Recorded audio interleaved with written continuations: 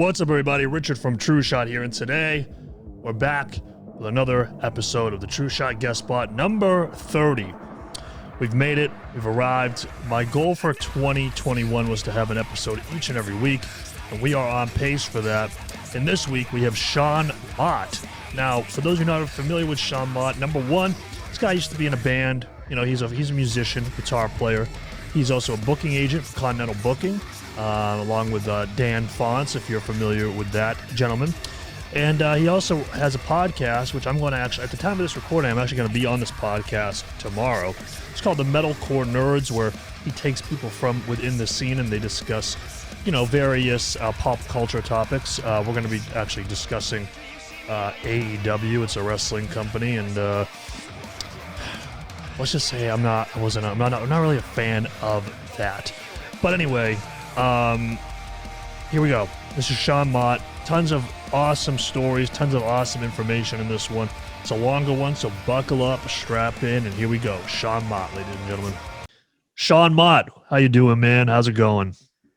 Good, man. Monday morning. How are you? I know, Monday morning. It's interesting. Because right now I've been like kind of working from home, and then when March starts, I'll be working like a day job from home as well. So like my days have been kind of clear.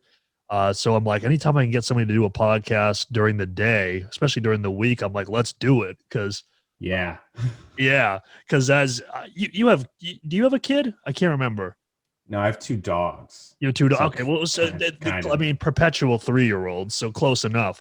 But yeah, so no, during the week, like at night, I have my son, so I'm like, I can do a podcast, but I have to be later. And sometimes with, you know, different time zones, it's difficult, as you know, because you're also the host of a podcast, the Metalcore Nerds. Yes. It can be very weird, especially with time zones, when you get the West Coast people and they're like, I was like, yeah, I usually record during the day. And they're like, yeah, sure, like 5. And I'm like, oh, yeah, so like 8 my time. Okay, cool. I mean, yeah, we'll make it work. It's fine. Right. Yeah, no, there's some guests that I want to get on that are from, they're like, so I've got Australian people on before, which is 16 hours ahead, and that is weird. But then what's even harder that I've found is people that are like in France, because they're 6 hours ahead. So there's like no good time, unless like you do it, there's no good time really, because you could do it at, you know, noon, but like, you know, for a lot of people, they work during the day, and then you can do it later at night, but then it turns into midnight for them. So this is a podcaster's problem that I'm glad that I can have somebody empathize with me with. That's for sure. I've switched to a new format in the new year, which has helped a little bit. I'll see how it goes, because I've been WandaVision's coming out, and the podcast, it's a mix of pop culture and heavy music pretty much. Right. I usually have people from the heavy music sphere, and we talk about something pop culture. There's been a few episodes where we talk more about people's careers and stuff like that, but for the most part, it's pop culture. So we've been doing WandaVision after shows, and I saw you post about Saving Vice on Facebook. Yeah. We just put out the new video. Tyler, the singer of Saving Vice, has been my co-host for the WandaVision episode. So it's been a little easier, because you almost kind of set a time and day for when you're going to record it every week, because it's the same person. You know, usually their schedule will align each week. Right. Some people not so much, but the next one is someone from the West Coast. So I'm going to see how that goes. I'm hoping it goes pretty well. I was kind of bred in the work from home era, because I was already working from home, and then the pandemic happened. So I was just like, my workload just kind of shifted in a weird way, right? I guess. But yeah, so it's always been kind of easy, and my wife's a manager in retail, so her hours are all. She's never home. Oh, yeah, pretty much. She's just off the day she has off, and lucky with me, I set my own schedule. So when she's off, I just take the day off and hang out with her, rather than, you know. So that's lucky for us and me. But yeah, so I can usually record whenever. Doesn't really matter. I just try not to record at nights, because that's the only time she's home. Yeah. So I'm like, if we can do it earlier, that'd be cool. Yeah, the earlier the better. No, speaking of Tyler, I'm gonna be having him on the podcast here pretty soon. Yes. And no, he's a cool guy. He's the Marvel guy. Like if I ever needed any, because I watch it, right? Like I go to the movie. I love going to the movies. Like that's my thing. Like I'm like one of those guys that I have my friend. my friend Blake, he and I, we had like in the notes app on our phone, we were like keeping track of the day and the movie, and we were trying to get to a movie a week in 2020, but that didn't last for very long. Right. Because like we'll go see stuff like just because it's out. Like we're not like Same. going on Rotten Tomatoes. We're like, you know what? We'll be the critics. We'll be the because like all these Rotten Tomatoes experts are to piggyback off of your podcast name, they're nerds. They're not going to like anything. They're going to critique everything. And it's like sometimes these movies are good for different reasons. Like a recent movie that I really liked a lot was Greenland. And I don't know if you've seen that movie yet or not. I haven't. I've heard about it, but I have not watched it. I get very weird with movies because that was my wife and I's thing. We love going to movies, and movie theaters have opened up here. So we've been going sparingly because when we go, it's just us in the theater. So I don't feel bad about it at all because there's no one there. We're in there by ourselves. It's like renting a movie theater to ourselves. Even we saw Wonder Woman in the theaters, and there was maybe like 2 other groups, but it's so spread out. It's like you're in there alone. It's like you're in your own corner of the theater. It's not like seeing a huge movie when you normally go see it, which I do miss. I love going to movies the same way. But I'm picky with the movies I want to see because that's like our thing. So I don't like to watch movies without her unless I know she doesn't really care about super action movies. So I'll usually just watch those by myself. So I always have this compiling list of movies I want to watch. And then whenever she's like in a mood, I'm like, oh, here's this list. Pick one. Yeah. Yeah. Well, and like also like with movie theaters now, I know they're releasing a lot of these movies like on different streaming outfits and stuff like that, just because of obviously everything going on. But it's sad, man, because like there's nothing like watching a movie like in a theater. I mean, that's just like the best. It's like you're laser focused. I leave my phone in the car. I'm like, if there's an emergency, it can wait. No, but it's kidding.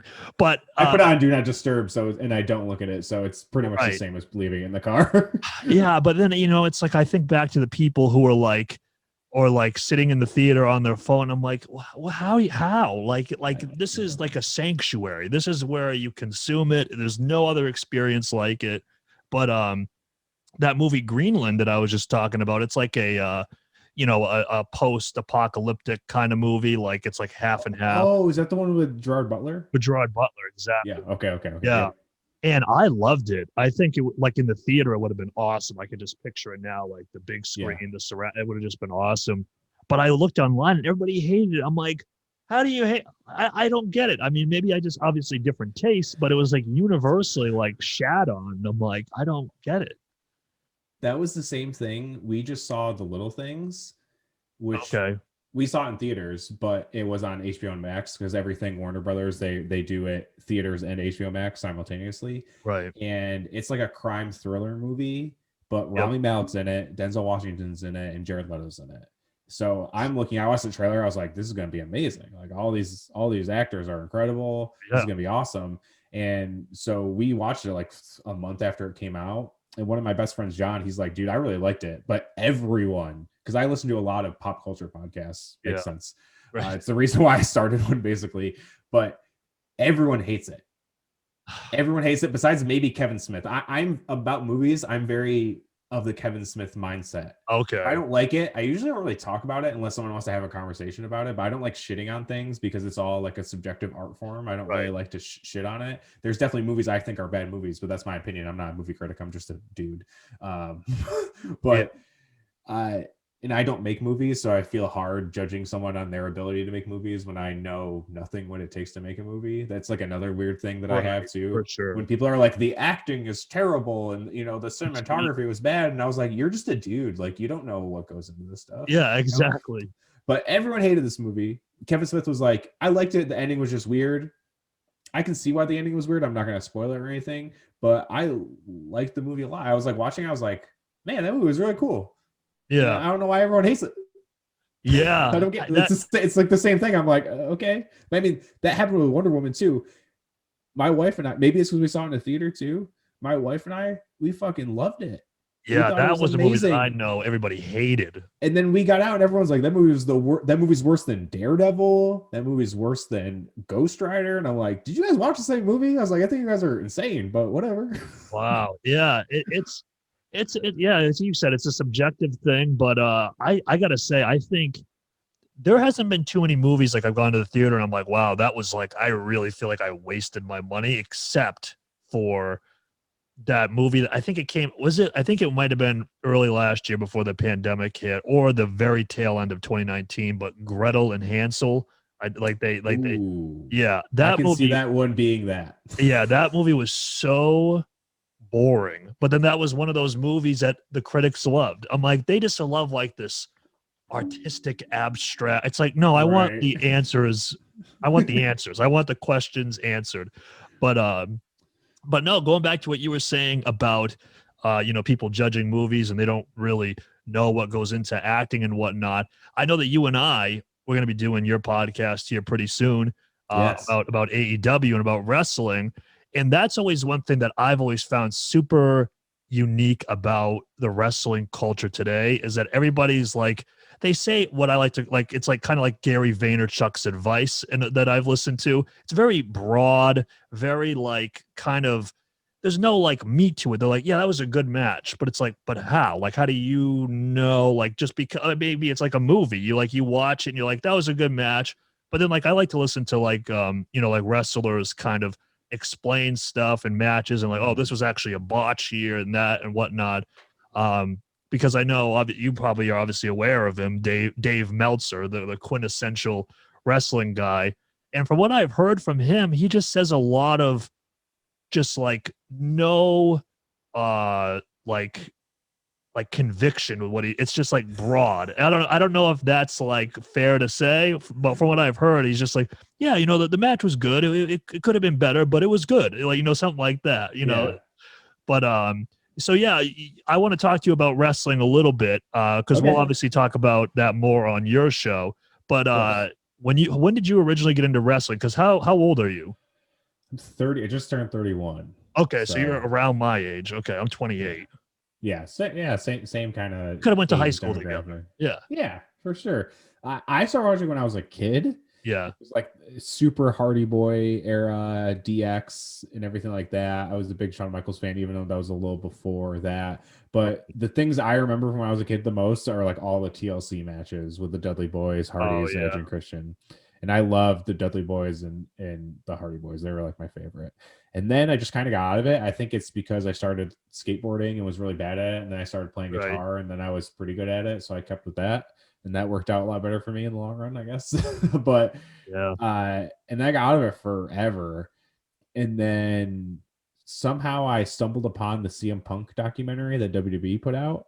right. I was like, and I'm straight edge, so I was like, straight edge wrestler, this is cool. And then I watched it, and I was like, oh, I'm gonna start watching wrestling again. So I started watching WWE, and then I started connecting with a few of my friends that went to shows, and they're like, oh, you're into wrestling, and I was like, yeah.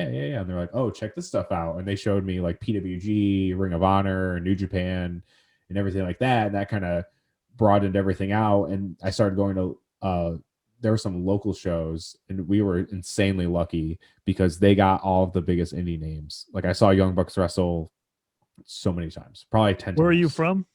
I live in Utica, New York now, Okay. but I lived in Syracuse, New York for like 10 years. Oh, okay. All Um, right. and this Fed would hold shows in Utica area, Syracuse area, and Watertown, which I actually grew up in Watertown. It's pretty much Canada. Is that two C? Is that two CW? What's Yes, 2CW. yeah, Yeah. And the I only went reason to I know that a is ton of their because shows. the only reason I know that is because I know of a wrestler who is in that New York area, Bin Hameen. That's the only. Oh, dude, Yeah. he's a teacher in Syracuse. He's Oh a high school teacher. yeah, yeah, yeah. It's He's crazy. yeah, he does because as I told you before, I'm a very big fan of the controversial Vince Russo, and like he has Hameen and Stevie Richards on his shows Oh, with him. wow. I Yeah, didn't know so that. yeah, That's awesome. yeah. So well, Bin Hameen is definitely very much into conspiracy theories, which they can get kind of out there sometimes. But he's entertaining. So that's why when you were talking about New York here, I'm like, maybe it's 2CW, which he talks about all the time. Interesting. Okay. He was in that. He wasn't really a big role. He was more of just like a heel, and he played a Middle Eastern terrorist kind of guy, which looking back, I'm kind of like, that's a little much, but whatever, I guess. He was just there to get baby faces over. It's right. fine. But exactly. So even before I started going to that, like Brody Lee or Luke Harper was champion there. Kevin Owens was a champion there, and everything like that. They've always had the big names before they blew up. Their last show, I saw AJ Styles wrestle in a 200 cap American Legion. Oh wow. Roddy wrestled, Young Bucks wrestled, Kenny Omega wrestled. I'm trying to think of who else, but it was nuts. They always had the biggest names. I saw Young Bucks versus Dudley Boys twice. Oh wow. Like I saw a lot of crazy matches in very, very small places. Very intimate settings. A lot like local metalcore shows, venues. Exactly. That's exactly how it was. It was so awesome. And that pretty much led me, obviously, like it was right before the Bullet Club started getting super American big. Oh, okay. And so I was like super, like it was right after it was during I started watching New Japan, right when AJ was the leader of the Bullet Club.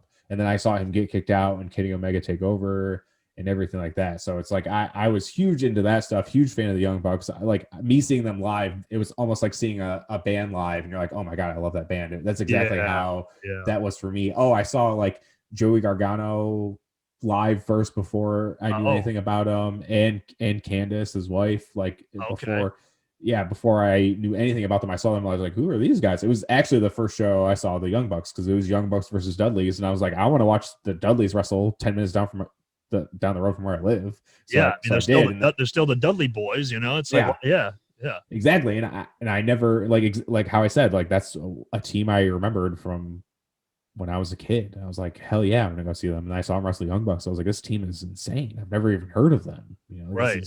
This is nuts. And obviously they're like the biggest tag team in the world now. But that's how, like, so as soon as all those people were leaving and starting their own company, I was like, I love this. And I was a big fan of NXT.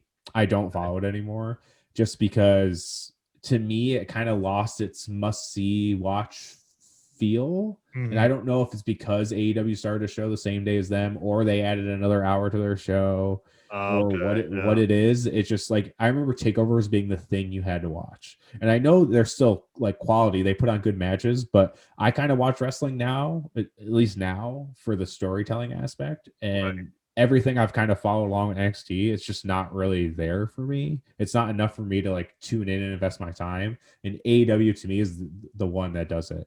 Even with New Japan, I pretty much just watch their big pay-per-view over the year and just follow everything as things go along. Unless someone's like, oh, you need to go watch this match, and then I'll go watch that match. But with all the other stuff I consume, I stick to AEW because it's easy. It's one episode a week, 2 hours, and then a pay-per-view.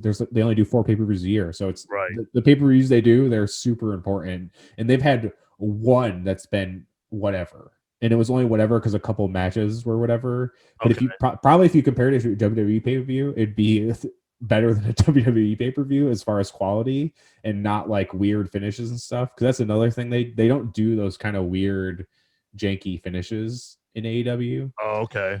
But it's also a preference thing. Like if people still like WWE, that's cool. It's just not for me It's just not for me anymore. I stopped watching Raw and SmackDown. I was only watching NXT, and then it just became like, I don't know. It just kind of dragged out for me, and I feel like they're wasting a lot of talent, kind of like the main roster does, which sucks because they have insane amounts of talent, both main roster and NXT, and I feel like all of the same guys who were champions are still champions like 3 years ago. Like it's all the same.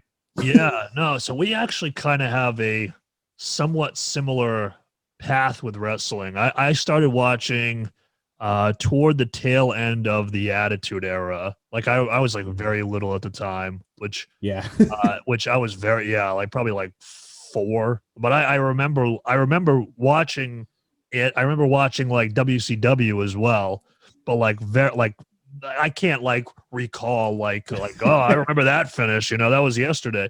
But like I remember watching it during the Attitude Era. But then, yeah, like same as you, like the early 2000s or like when like, you know, like there's actual like memories like of stuff that went on. So like you said, like the Dudley Boys and Jeff Hardy. Like Jeff Hardy was like my favorite wrestler ever. Same. And yeah, I mean he's just crazy. And then I remember like the first Elimination Chamber match, and then I think I stopped watching right around the time when they first did like the brand split with like the draft, because I never understood the brand split concept, because it's like you're the same company, like everybody knows that. It's like kind of weird to do that. It's like SmackDown versus Raw, but the same company. I don't know. It's just very strange to me.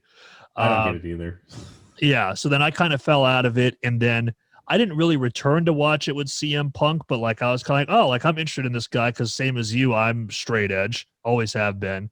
So CM Punk caught my interest because his theme song was a Kill Switch Engage song. Yeah. So that's how I was kind of like, and it kind of all tied together. I was like, oh, this is interesting. And like I've went back and I watched the highlights of like him cashing in the Money in the Bank on Jeff Hardy, and whatnot. But then it was funny. I had a friend who was into, you know, like the PWGs, the New Japans, and he wanted me to watch it, and it never clicked with me. Because I really like the zany, like I remember like the hardcore matches, like pinning people in the ball pits. Like I love that goofy, you know, that kind of shit. Not like Mantar and like the Goon and all that weird cartoony stuff, but like short matches, funny stuff, like good promos and stuff like that. And like, you know, I understand a lot of people really like the matches and stuff like that. That was never an appeal to me with wrestling. Because sometimes they went on for too long, and you know, I'm probably undiagnosed ADD, so I just want the match to be 5 minutes long. Let's move it along here. So I got back into WWE briefly, probably around 2016, because again, my son he started to kind of show an interest in it. So that kind of brought me back into it at the same time.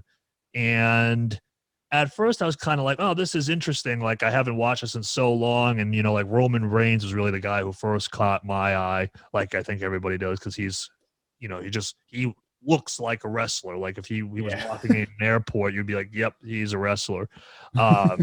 So we started getting back into it. And then I haven't watched it in probably 2.5 years, like any wrestling. But again, I still listen to Vince Russo all the time. Like every day, and it's like I listen to like the reviews of the shows and whatnot, and I kind of know what's going on through that, but I haven't actually watched it. Because he also does an AEW review. He did. He stopped doing it with Justin Credible, if you remember him. Oh wow. Yeah. So really throwing it back. But so that's why I'm interested for your podcast to watch AEW, because I know that there's like this core group of fans who really love it. I'm interested to see how it clicks with me. So it'll be cool. Hopefully, you know, we get some good podcasting if we're like polar opposites or something like that. Yeah, for sure. But I think we're going to be having another guest in too, and he watches wrestling, but it's Alex McGinnis. He works for 10 and 8 Management. Okay. So it's going to be because he still kind of watches WWE from what I understand, but also likes AEW. So it's going to be kind of like 3 different opinions, I think. Yeah, that's going to be interesting. I think we will probably agree on some stuff, obviously, but it's definitely 3 different viewpoints going in from the wrestling world, which I like. I think that'll be fun. Yeah, no, for sure. That pay-per-view has an exploding barbed wire match. Exploding barbed wire. Okay. That sounds very interesting. It's for the title, and these two, the first singles match they had in AEW was a lights out match. So it was basically a hardcore match, and it was insane. Like they suplexed each other off the ramp into a bed of barbed wire. Oh my god! So they're only going to up it with this one.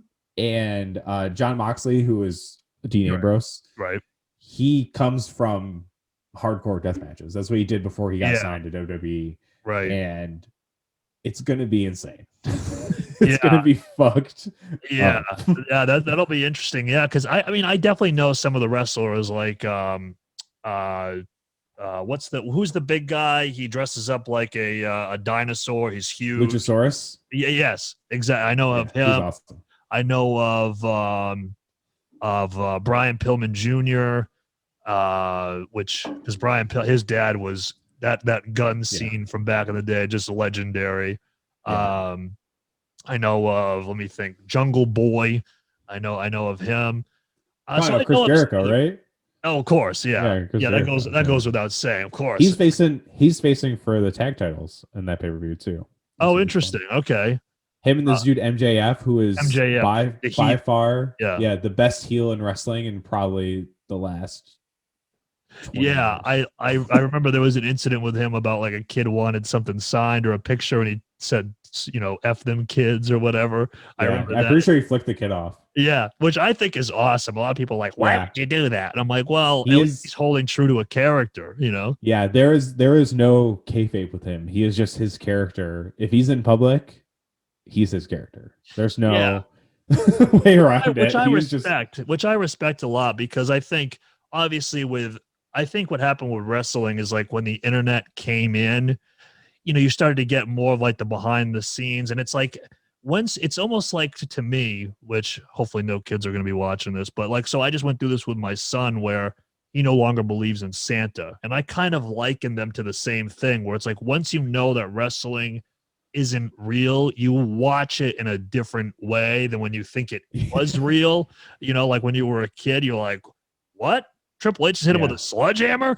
But like that would kill a person, looking back. It's like, how did, I couldn't register being 7 or 8 years old. Right. Like, yeah, if this guy got hit with a sledgehammer, he would be dead. So, Yeah. or like a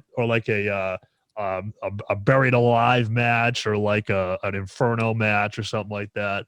But no, man, it'll be cool. I'm looking forward to watching it because, like I said, I've heard reviews, and Vince Russo's writing style. He's obviously not a very big fan of it. So I've kind of gotten that perspective, but I'm going to go into it with an open mind, and I'm looking forward to it because if I can find something to watch that's good, that's really all that matters at the end of the day. I mean, if it's something that Yeah. speaks to me and that's good, that's all I care about, So, like for instance, I'm watching a show now, the Blacklist. Have you ever heard of this show? I've heard of it. Yeah, yeah. I've never Yeah, watched well, it though. you've got to watch it. I mean, this show is outstanding. It's like up there for me with Breaking Bad. I think I still get Breaking Bad the edge, but Wow. this show is like there's so many swerves, so many cliffhanger. It's like I can't stop watching it. That's like one of those shows, Hmm. which is what I hope wrestling could be like. Like those. I used to remember like those huge cliffhangers and whatnot. And you were just like, Yeah. "What? That happened?"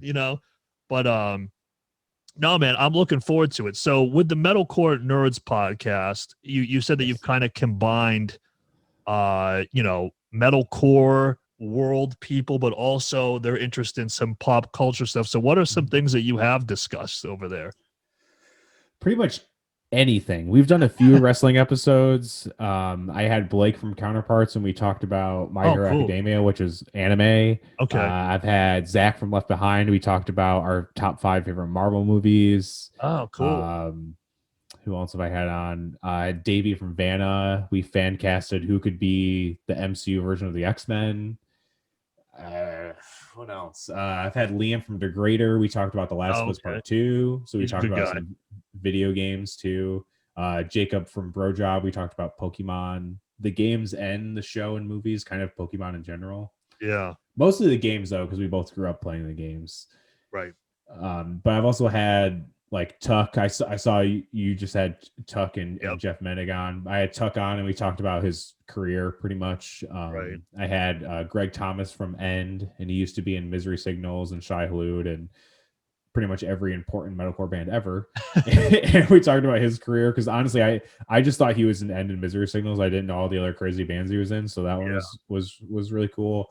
I had Mark Akubo from Veil Maya. We talked about the comic book Saga, which is peak storytelling in comic form. Probably my favorite comic run of all time. It's not even done.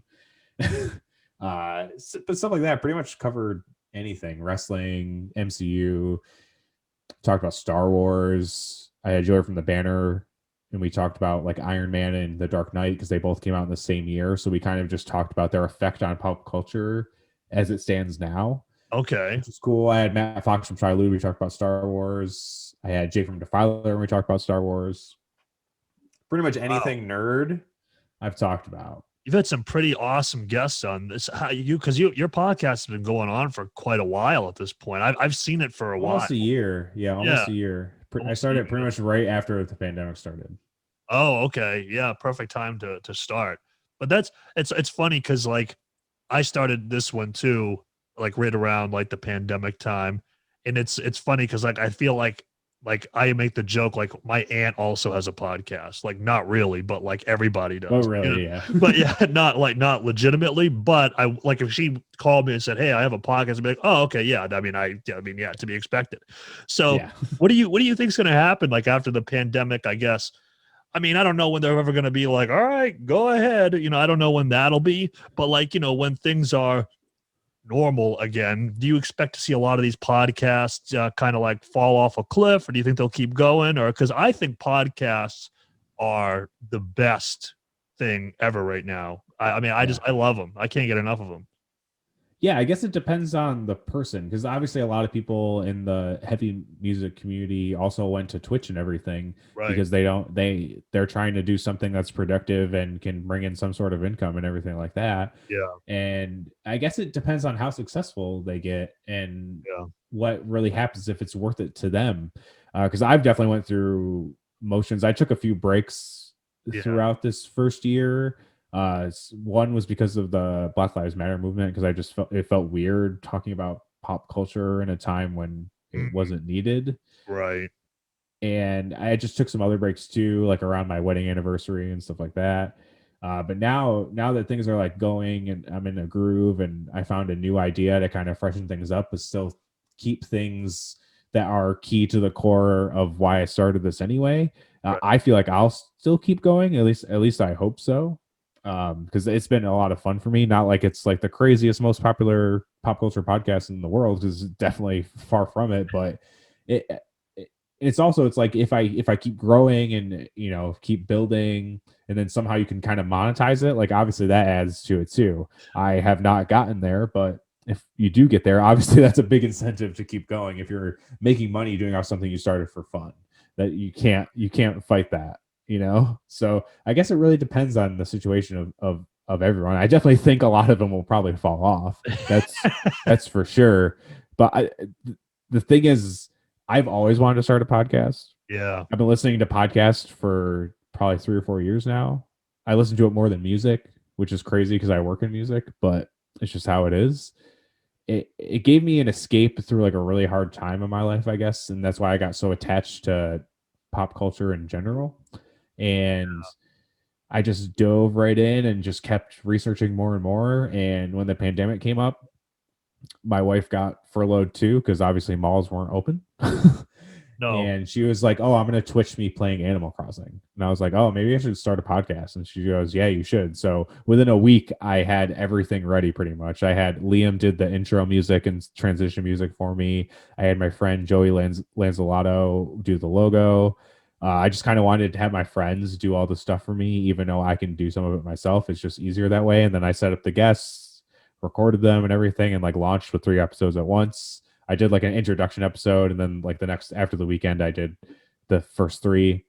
Some friends hit me up who I guess work in podcast marketing and gave me some advice, which was really cool. Oh, nice. Because I basically posted, I was like, "Hey, if I made a nerd podcast, would anyone listen to it?" And the reaction to that was crazy. I thought no one would say anything, but like a ton of people did, and I was like, "Oh," I was like, even if 2 people listen to it, that's cool.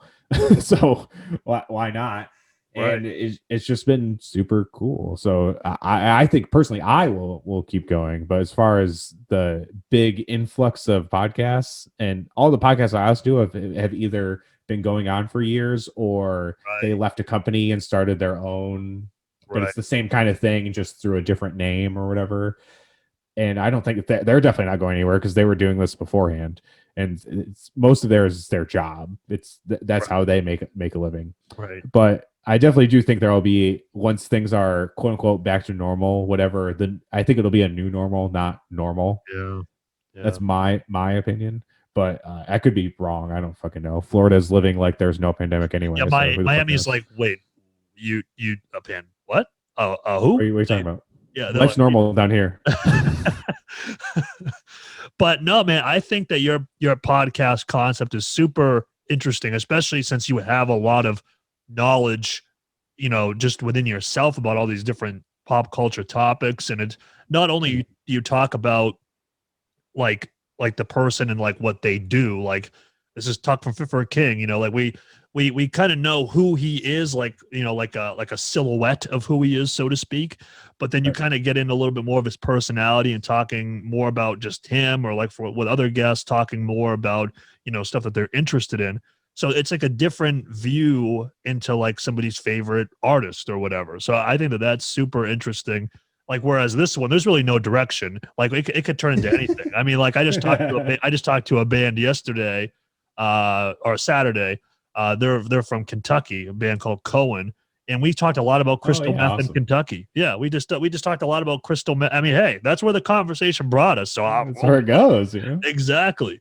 But yeah, it's kind of like a Joe Rogan style a little bit. Yeah, pretty much. Yeah, that's kind of like, because I love Joe Rogan's podcasts, especially he has such interesting guests on, and like I think for a while people with podcasts are kind of like, okay, they have to be as short, and like the brevity of them needs to be there, which I think for certain subjects merits that, but for just conversations, just as long as you're not forcing the conversation, you might as well keep it going rather than being like, all right, we've reached the hour mark, see you later, so which is what we did at the beginning. Yeah. So like the very first episode, I had Frankie Palmieri from Amur on, and like Amur is like my band. I mean, like I just love that band.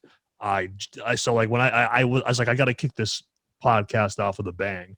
And that's a good way to go. Yeah, exactly. And so I wanted to kind of keep it like in that hour format. And looking back, I'm like, God damn. I mean, I could have talked to that guy for hours, like until the point where he said, hey man, I gotta go. Like I'll talk until that point, which is actually what happened with Tuck. And you'll see that in the podcast. He's like, unfortunately, I got to wrap it up. I got to go, they're going to plan their wedding. And I'm like, oh, it's already been 2 hours, one of those things.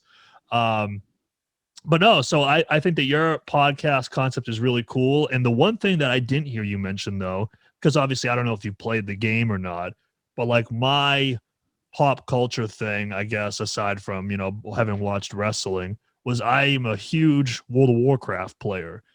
So I wasn't sure. Yeah, I wasn't sure if have you ever played that game or anything?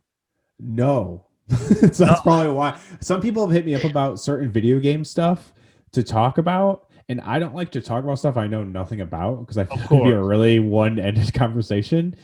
So that's why it's like The Last of Us 2. I don't even consider myself a gamer, honestly. I play video games to have fun, but every video game I play is a story-based video game, because I'm a big sucker for anything that has a story in it. And some of these video games have insanely amazing stories. Like The Last of Us Part 2 is a movie. It's a literal movie. It's crazy. It is insane. So stuff like that, it's not that like I just never got into that kind of stuff. Like the World of Warcraft like style kind of games, for sure. MMOs, like the slower moving kind of. Yeah. I don't know why, but I can understand why. It's definitely not a game type for everybody, especially where you're very story driven, which definitely it makes a lot of sense. It's not like there is a story there, but it's like not progressing through the story. It's almost like there's like lore behind it, and then you're kind of like living out the lore in the game, kind of, sort of, not really. I don't know. It's interesting. Like they'll be like, here's the lore for this part of the game, and then you're just kind of like run around until like they release a new patch, and then progresses the story. It's like here's the lore patch. Cutscene, here's the next part of the lore, and it kind of goes like that. Gotcha. So it's interesting, and it's one of those games that like I've played for a very, very long time, and it used to be massive, but because I've always what I find interesting about you is that you have a lot of different interests, which I think is awesome. For me, I've always been that guy where I'm like laser focused on one thing and then one thing, and there's never like 5 things I'm interested in at once. And I think that also goes back to the undiagnosed ADD, to be totally honest with you. So with all that, I think that allows for you to have a really interesting podcast. Whereas like for me, it would have to be like one topic, because that's all I know anything about. Yeah, that was another thing. Like, I'm so glad you said it's a interesting take and it's sort of original, because that was the thing. I always wanted to start a podcast, but I didn't have a good idea ever. And finally I was like, I talk about nerd stuff. Why don't I talk about nerd stuff about all the friends I've met, or even new people who I know are interested in those same things, and get to Right. know each other through that. It's awesome. It's like touring, but you're doing it through podcasts in a way. It's a little different, but it's kind of the same kind of concept. And when I started doing it, people were stoked. Like the Left Behind one, people were like, "Wow, I had no idea Zach was into Marvel movies and stuff like that." And the only reason I knew it is I've been friends with Zach for years now. We ended up meeting on tour in a show both of our bands played together years ago. Right. Almost 10 years ago now, or something like that. Or no, not 10 years ago, like 6 years ago. Oh, wow. Something like that. Okay. That time kind of just all blends together. It's so long ago, it doesn't even matter anymore. Right. And so I never knew anything about it. We would always just hang out every time we were at fests or shows, or we end up meeting up in some random state and everything like that. And my wife and I went to Texas for So What Fest, and it was the weekend Endgame came out. So we landed, got in the hotel, and saw Endgame opening night in Texas, which was by far the coolest movie going experience I'll probably ever go to in my life. It was like a sporting event watching a movie. It was insane. So insane. So good that we almost watched it again that night, but we didn't. We ended up seeing it again before we flew home. Yeah. But that same weekend, and we saw him the next day at the fest, and he's like, "Yo, did you see Endgame?" I was like, "Yeah." So we just like talked about Endgame for like an hour at the merch table. I was like, "I didn't know you were into that stuff." And people knew. And that was like another thing, like you saying like, "Oh, you have so many different interests," which I always kind of did, but people only saw the Marvel side of me, I guess, on the internet, maybe, because Marvel's been the king of pop culture for the last prevalent. Yeah. So I mean, I guess that's why I talked about it, but it's funny because I've talked about this, and I've talked to so many people like how they got into comic related stuff.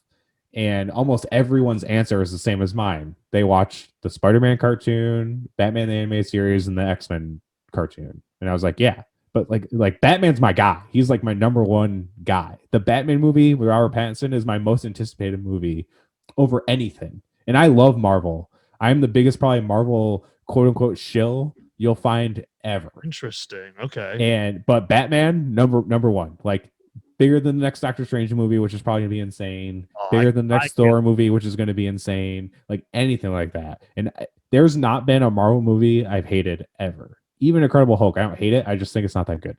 But it's the same thing with Star Wars. I was like, I don't really think there's a bad Star Wars movie. There's Star Wars movies I like better than the other ones. It's the same with the MCU. It's like I don't really think there's been a bad MCU movie. Just ones that are higher quality than other ones. With DC or DCEU, there's some movies I don't really like Justice League.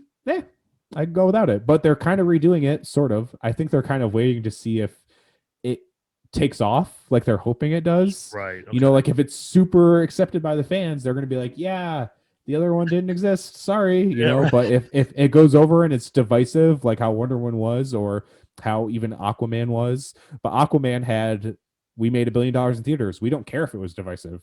It made a fuckload of money. It doesn't matter. It doesn't matter. Right. Yeah. So I think if it goes off super well and people are loving it, which I don't really know if it's going to happen. I guess we'll see. I am excited for it personally, but I am a very easy person to please. It's also why I think I could never be a movie critic, because I would just be like, this movie was fucking sick. That's the whole review. Yeah, I was like, I don't know. I could go into a breakdown about how much what I liked about it, but right. I was like, I liked it. Yeah, and I think that's what the best movie going experience is. You just have like a visceral, I just fucking love that. I mean, like that's I mean, that's the best. So, but speaking of Marvel, my favorite like superhero, nobody would ever guess it because it's not any of like the big ones or anything like that. Yeah. He's like a borderline superhero, but the Punisher, I fucking love the Punisher. Like, dude, the Punisher is badass. I just love, like, especially like John Bernthal, the Punisher, like perfection. Yeah, I'm like, this is like the best thing there is. Like, I love, like, that's my favorite character in the Marvel universe, and he's never really utilized in like the big pictures, but I'm hoping that maybe eventually they'll factor him in somewhere. Marvel just got rights back to, I think, almost all of the Netflix universe shows. Yeah. Like they just got Jessica Jones and Punisher back. And I'm hoping they take all the Netflix people and just bring them in the MCU, because all of them were perfect casting. Regardless if you maybe didn't like Iron Fist, I thought Finn Jones was awesome as Iron Fist. The way the season 2 and the first one's kind of whatever. It's him saying I'm the immortal Iron Fist, and it's kind of cheesy, but I feel like that's the point. And then the second season is really him finding himself, and it ends like super sick. And I was like bummed it got canceled, because I was like, man, I want to see where this is going. It was the same with Luke. Yeah, same with Luke. Daredevil kind of wrapped up in a nice little bow. They had the opportunity to kind of end it in a way. Sure, yeah. But even, I guess I was kind of bummed. I was talking about this with someone the other day. The Punisher seasons, it's not that I didn't like them. I just felt like they could have been better. Like Punisher in season 2 of Daredevil was wild, insane. Oh yeah, some of the best like superhero or TV ever. So awesome. Yeah. And just his seasons were just weird. I don't know. It wasn't him. It was just like the writing of the seasons were very strange to me. Yeah. It's not even like it's bad. It's just like I wasn't sucked in like I was with Daredevil, or even Jessica Jones season 1 was insane. It's so nuts. It just wasn't the same type of level, which obviously it's going to be different through different things. It's even with WandaVision. I love it. I think it's incredible. And then there's other people, like I'm in like a nerd group that Joey Stone from The Banner started, and he's like, I don't get this. He's like, I feel like this could have been done in 3 episodes. I don't understand. And I'm like, I don't know. I was like, this is why I think it's amazing. And, it's like a mystery unraveling. He's like, but is it really a mystery? You kind of find it all out. And I was like, but we didn't though. We don't know the how. We don't know the why. Like, there's so much more to this that you're just kind of compartmentalized. And I mean, yeah, they could have just explained it in 2 things. I was like, what's the fun of that? Like, yeah, what's the fun of that? Exactly. No, but like I remember with the Punisher, like season 1, I was really into, and then season 2, I think that was when it started off. Like he was in the bar, and there was like the woman, and like he killed all the guys in the bar, and then like he brought the woman with him in his truck or whatever. I think that was season 2. Oh yeah. He like saved that woman. Yeah. And I do remember like season 1, I was like, damn, this is cool. And then season 2, it like kind of trailed off a little bit, but Daredevil really held my interest for like multiple seasons. For like really like multiple seasons. And I don't know why, but the guy that they had casted for him was just perfect. I don't know what it was about Charlie it. Cox. He's amazing. Yeah, it's so good. So good. But there was rumors of him being in Spider-Man 3, which is not confirmed at all. But then there's a new rumor came out that he's going to be in Secret Invasion, the Nick Fury led Disney Plus show. Either way, if he shows up as Daredevil, I'll be stoked. That's all. That's all I care about. I'm like, just do it. Make it happen. No, and it's funny because I think that those Netflix series are what really got me more invested into those characters. Because like I liked the Punisher before. I remember. You remember like that really old Punisher movie from like 2006 or whatever. There's a few of them. Yeah, like there was like that really old one that they had like the video game partnered with it, I believe. Yep. From like forever ago. Yeah. And that was cool. But the other thing I want to talk to you about, because you said that you work in music, so that's like your full-time day gig. Sort of, kind of was. Now not so much. Not so much anymore. Yeah, I'm a booking agent at Continental Touring. Daniel Fonts works there as well. Yeah. It's like the death metal kings of booking. Right. I book more metalcore stuff, but they brought me in because I was different, and I've been friends with Daniel for a very long time. Mm-hmm. So I used to work at Artery Global. I moved on from Artery to them. I also worked at Graphic Nature Booking, which Travis Porter, I don't know if he booked like Knocked Loose, Ferials, and Left Behind as they were blowing up. We worked together for a while with James Vitalo, who was the singer of Backtrack. He booked like TUI, Terror, Norma Jean, all these bands. He's more of a manager now. But I worked at that team, then moved to Artery, then moved to Continental, and that's where I am now.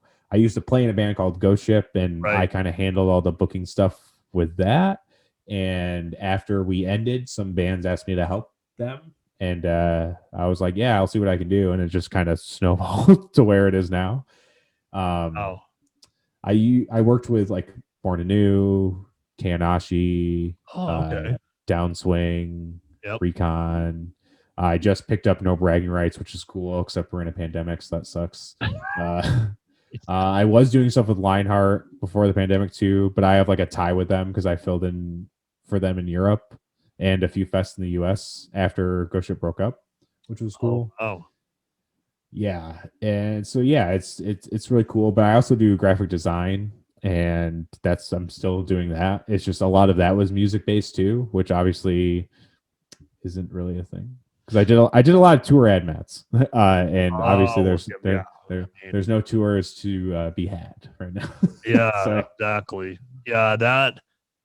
Yeah, that's tough, man. Because like I've seen Daniel like on Twitter and stuff like that. I know that he does. yeah. Twitch. I know that he does Twitch a lot now, like the live podcast interviews and stuff.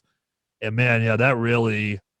I mean, because like with musicians, like you can still put out music. I mean, you're not touring, but you can still put out music. But booking agents, what are you gonna book? I mean, nothing. I mean, like literally. I mean, there's nothing. I mean, you can't just like, you know, like musicians can still release a song in the middle of a pandemic. Like what can you book really? Exactly. So I mean, like with that said, is it really truly like you have nothing going on? Or are there like kind of like some other aspects to it that, you know, maybe you can still do, but they're not booking directly? You know what I mean? Not really. Yeah. Especially with everything being so uncertain of when things are going to come back. I had some support tours locked in that I kind of just keep getting moved back. And so far, they've all stayed to happening, which is cool.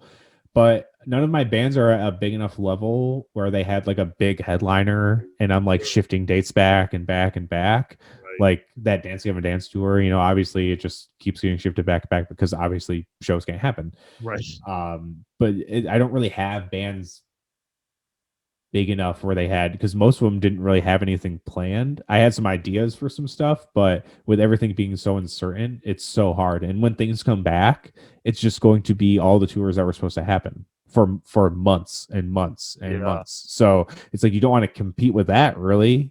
So it's going to be a really weird feeling out process, even when things do start happening, because like all the stuff announced, like touring is not going to happen this year. It's not. Like, I know people are hopeful for it and everything like that, but I just don't think it's possible. It was like a best case scenario when the vaccine stuff was on schedule. It's definitely not on schedule. So I don't think there's any plausible way. Maybe the beginning of next year, maybe. I don't know. It really depends how these things go. You know, things are still slow opening back up in states with not much progress. So I don't know if people are just going to be like, fuck it or what. I really don't know.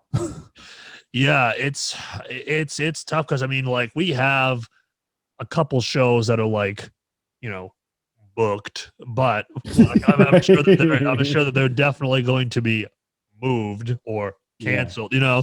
So it's like it's almost like we'll agree to this, and then, you know, almost assuredly it'll get kicked down the road, or, you know, something will happen. But yeah, because it's funny because like with my band, we're like kind of we did not want to do like that, you know, because we're a little bit older, so we didn't want to do like the whole, you know, pre-pandemic, like let's go on a tour with local bands A through D, you know. It's like, because that's just like a waste of time. Like it's just a waste of money. And like I could play to 10 people down the street versus in Virginia, you know. It's like I can do that. But now, you know, we're not that we're like popular or anything like that, but we're a little bit of momentum with like new songs coming out, and obviously through our YouTube and whatnot, that we're kind of like, yeah, like we would be open to, you know, being a support band on a tour if it was offered and whatnot. Like I think that we're kind of, we're, you know, because we know that we're not anywhere near, like you said, like a headliner or like even like a support A kind of thing. Like we're like opening band status, and that's cool. But like we'd be down to do that. But we're kind of like, when is that ever gonna happen? Like, you know, it's one of those things. So it's hard. It is hard. It's hard. But the one thing though, the solace in all of it though is that we're used to really doing a lot of everything online. So it's like not like a huge difference for us. But for other bands that, you know, that you work with, like a Downswing, for example, those guys are always somewhere. I mean, they're always doing something. Yeah. And we've actually played with them a couple times. So they're always somewhere doing something. So it's got to be tough for especially like bands like that who are developing and emerging, and like they've done the touring and they want to do it, but now they can't. Yeah, we had 2 fests lined up for them that were really cool. One was Announced I Matter, which they were on, which it was like Emotionless and White, Knocked Loose. I've been to that. I've played that fest twice. I've been to the fest like the past 6 years or something like that. It's always amazing. Yeah. And I'm just lucky to have have a good relationship with the people who put it on and everything. They had that, and they had this other fest that was going to be in Reading with August Burns Red, which would have been insane. Yeah, because it's like down the road from August Burns Red's hometown. right. They're crushing anyway, and that it's called Coal Fest, and the past few years it's done very, very well. So that sucked because those were happening, and then we were going to try and I don't even know if this is common knowledge or whatever. It doesn't really matter, I guess. But Defonce and I and Jeff were going to bring back Distress the US tour and Downswing. It was like Downswing Victims, Left to Suffer, and I think Weeping Moon, maybe another band. And we were like booking it. It was going to happen in this last summer. So that was like the big thing. They had like the 2 fests, and they were going to do this cool tour with like a stacked lineup that would probably do pretty well. So that was kind of the plan for them. So and now it's like, when could we, like, we don't know. We haven't even talked about it because there's no point. We don't know when this stuff's going to happen. Most of the people, mid to smaller level promoters, they're not thinking about booking shows right now. It's not forefront in their mind at all. So it's not the forefront in our minds either. And Downswing has been doing a good thing with that. I mean, they just got a new singer, which hasn't been announced, but I've heard their songs with it. They sound amazing. And so they're just working on new music, which is the best thing you can do during this. It's the same with Born Anew. They're recording a new record. They put out an EP. They had a support tour locked in, which is awesome.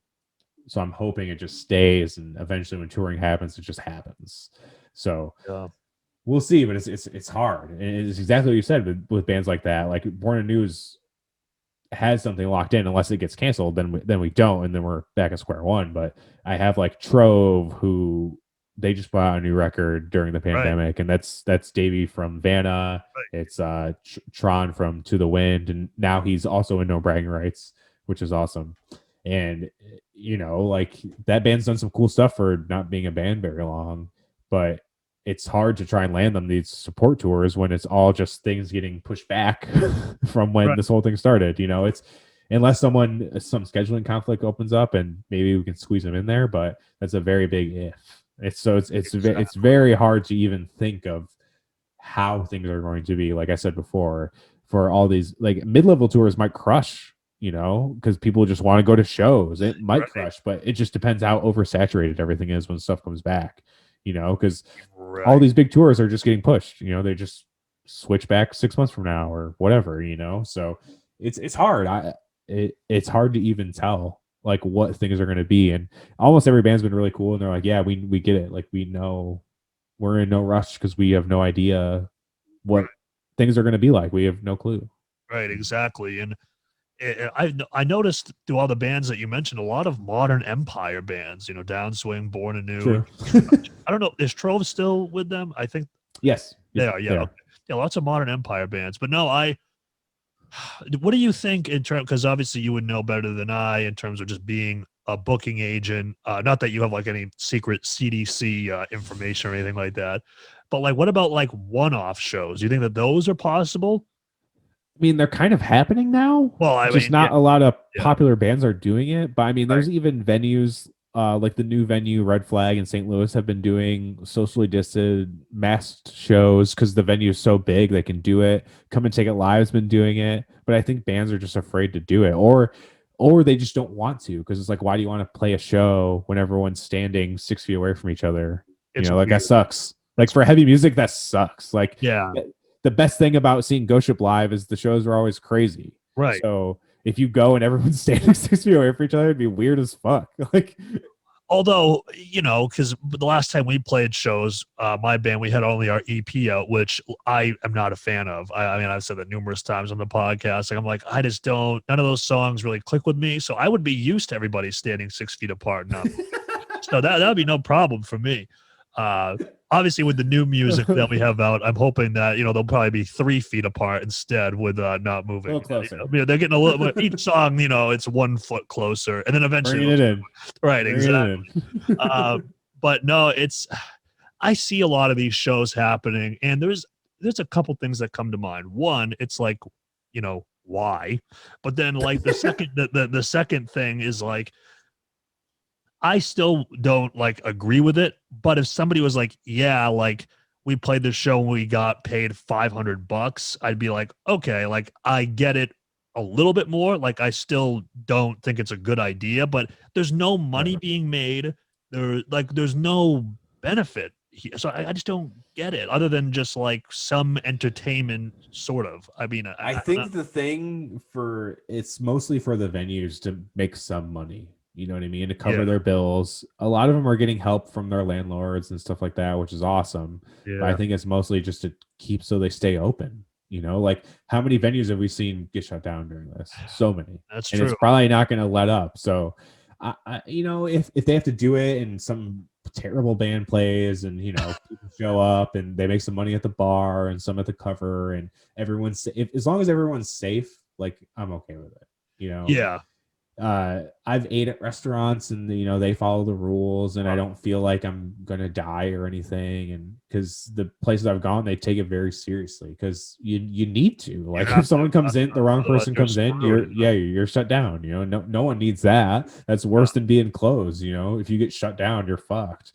Right. And it's the same with these venues. So like the bigger venues, like it makes sense. Like it's not a show I would want to go to, right? But I'm like in a niche market of shows in a way. I mean, I've gone to big shows too, and they're cool, but nothing beats like a small packed venue. That's crazy. Exactly. To me, at least. Right. No, for sure. And that's a good point with like the venues, I respect that. I from like a band's perspective though, like if somebody was like, I don't get that. From like a band's perspective, if somebody was like, hey, do you want to come play this socially distant show behind plexiglass and get paid nothing at an ice cream parlor? I'm like, no. Why would I want to do that? I mean, there's nothing appealing about any of this. But to me, what I like to, and it's no disrespect, because everybody has like their own like different idea of like how they want to pursue music, and that's cool no matter what you want to do. But I've noticed it's a lot of bands like what I like to call jam with the boys on the weekend kind of bands. Not that again, not that there's any disrespect. Again, everybody pursues music differently. I'm not saying that you're going to start a band and try to be signed to Epitaph and have billboards in London or whatever, but that's what I've noticed. And fine with them, that's cool, but from like, I just don't see any benefit for like my band, for example. But I do get it's a tough thing, because you also have people who will berate the venue or the bands for having the show as well. So it's like a very it's a weird time, man. And I obvious that's obvious, but it's just like there's no winning. There's no winning. For sure not. I definitely see your point and wholeheartedly agree with it. I don't really understand the band's perspective either. I think that's why we don't see any of the bands in our circle or above our circle or whatever, like in that same realm, playing these shows, because there's no point for them. Like there's no point. Like some of these live streams are cool because they're like a collective effort. People actually watch them and everything like that. Those make sense because at least it's something. It's some form of entertainment, especially for people at home if they want to enjoy it. I found it hilarious that Ryan from Born Anew said "last fucking chance" during a live stream, but it is what it is, Yeah, because I was talking to, you may know him, Keith from the Palladium here in Worcester, at the Worcester Palladium. Keith, I think he works like in the booking department. I'm not exactly sure of his title, but I was talking to him about it, and I'm like, well, maybe. It goes back to what we were saying. Like a lot of bands aren't doing it, but I wonder like what will be the first band. For example, like you have a show at the Palladium that's socially distanced and it's headlined by the Acacia strain, they're local. You could have like that kind of thing where, the bands have to travel a whole lot of distance. But then again, it goes back to just the environment and like, especially for heavy music, you don't want to like the Acacia strain playing Beast live. It's like nobody's doing anything. It'd be kind of odd. So a little bit. Yeah. It's one of those things that it's like, I think that like makes sense to try to draw heads, but the band at the same time is like, I don't want to do that. And I get that. It's so strange, man. And it's like, I don't know when it like what happens. Like, I don't know if it's like the vaccine, the herd immunity or whatever, like the combination of two. I don't know. I don't know if it's cases, maybe. I don't know. Because cases are going down, but they're still bigger than when this whole thing started. So it's like there's progress, but we're almost back to square one in a way. And like when I saw the number of percentage people vaccinated, because someone got into an argument with DeFonts on Twitter about when shows are going to start up, which is hilarious to me. Right. And he was like talking to me about it, and I was like, dude, 2% of the US is vaccinated right now. 2%. And I was like, and this dude thinks shows are going to happen at the end of the year? Like, he's insane. Like, like he's crazy. He's actually insane, because he tried to say stuff like, because I'm a very attention, like detail oriented person. So when I try to learn about stuff, I do a lot of research about it. Sure. So when it like a lot of the politics stuff was like really ramping up, I did a lot of research on it, and especially the stuff with vaccinations and everything like that. I tried to do a little bit of the work, and I was just like, he's like, yeah, like according to like all these experts, like things are going to be fine. And I was like, well, what experts? Because I was like, everyone's saying we're only barely getting back to the beginning. And I was like, things are getting better, but not really. Like, they're better, but they're still worse than when we started. Like, how is that better? Like, how do you think that in any realm of any possibility we're going to end up where you think we are? Like, like I was like, what experts are you looking up for this? Like, I don't understand where you're getting this information. You could do a simple Google search and like how many people are vaccinated in the US. It's a very, very small amount. That's from the rollout that was bad, started with Trump, to people not wanting it, to they gave it to people who probably shouldn't have got it first, and everything. It's just, and the thing is, like, normal people can't get it anyway. We're not gonna be able to get it for months. They just added autoimmune people to New York State. Like, things are going very, very slowly, and it's not really anyone's fault now. I guess it's just like the whole process has been terrible. I just don't understand why anyone thinks, like, I would love if shows were happening by the end of the year. That'd be amazing, but I just don't see how it's possible. I don't. You might hear my cat. He likes to get on these meow rampages every now and again. I don't know why. He just does. He sounds like an infant. A cat. I just didn't want you to think I had like an infant locked in the closet or something like that. I just wasn't letting him out. But no, he just goes sometimes. He likes to try to, what I like to use the wrestling term. He likes to try to put himself over. He tries. He tries to make it his show. I see going into work for himself. Into work for himself. Exactly. You're the first person I can make those references to, and they get it. Like, I had Cohen on the other day, and I said this is like a handicap match because it's 4-on-1, and like I don't think they understood what I meant by that. They're probably like, did he just insult handicap people or something like that? Oh no. No, but I don't. They're from Kentucky, so chances are they probably know a little bit about wressling. Maybe, yeah. Right, because that seems to be a prevalent area. But nah, man, it's it just that's funny. Just destroyed the whole state of Kentucky with 3 sentences. But I mean that's fine. I've only really been to right outside of Cincinnati, so it's like barely Kentucky. Close, but that's really the only place I've been.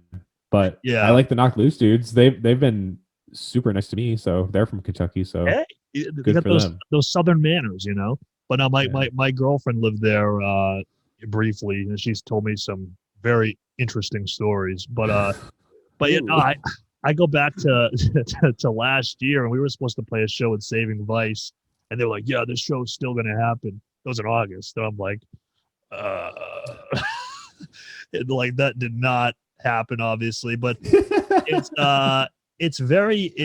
weird, man, because the US, and I said this at the beginning, whether Matt, it's not even like a political thing. I mean, it is political, but it's not like left versus right or whatever, but it's like everything is so politicized that like you're never going to get a clear answer one way or the other. Like if the right can do something that will benefit the left, they'll keep it suppressed, and vice versa. There's no like, let's just come together and just solve this fucking thing. Like there's just like a crazy, like weird, thing. Like a recent example. I mean, to use your state as an example, I know the governor there, like the leaked thing about like the percentage in nursing homes or whatever. Oh, I mean, yeah. That's crazy. But I don't know, man. It's because at the same time, it's almost like, is there ever going to come a day where they're going to be like, all right, we're good, let's go? And like, I don't know. I don't think that that's ever going to happen. But then it's like, from your perspective, in being a booking agent, again, I know you're not like a CDC operative or anything like that, but like, how do you foresee, I guess, so at the time of this recording, February 22nd, 2001, how do you see things kind of be like a year from now? What do you think will have evolved, changed, gotten better in your mind? Like if you had to guess. I think a year from now, shows in tours will probably start happening. It's just hard to say at what capacity, because everything is starting to open up now. Like amusement parks are starting to open up at 10% capacity. But a lot of these tours, they wouldn't make sense unless it was close to 100%. Even 50% kind of sucks. Like who wants and this is why I say it depends on how this happens about smaller mid-tier bands. Like if venues open at 50%, and the other thing that's hard is that states control this. So it's not going to be uniform across the board ever. Right. So it's like, how do you plan a tour? You have to like do the extra research to see what capacity is at every level. And it could differ in counties too.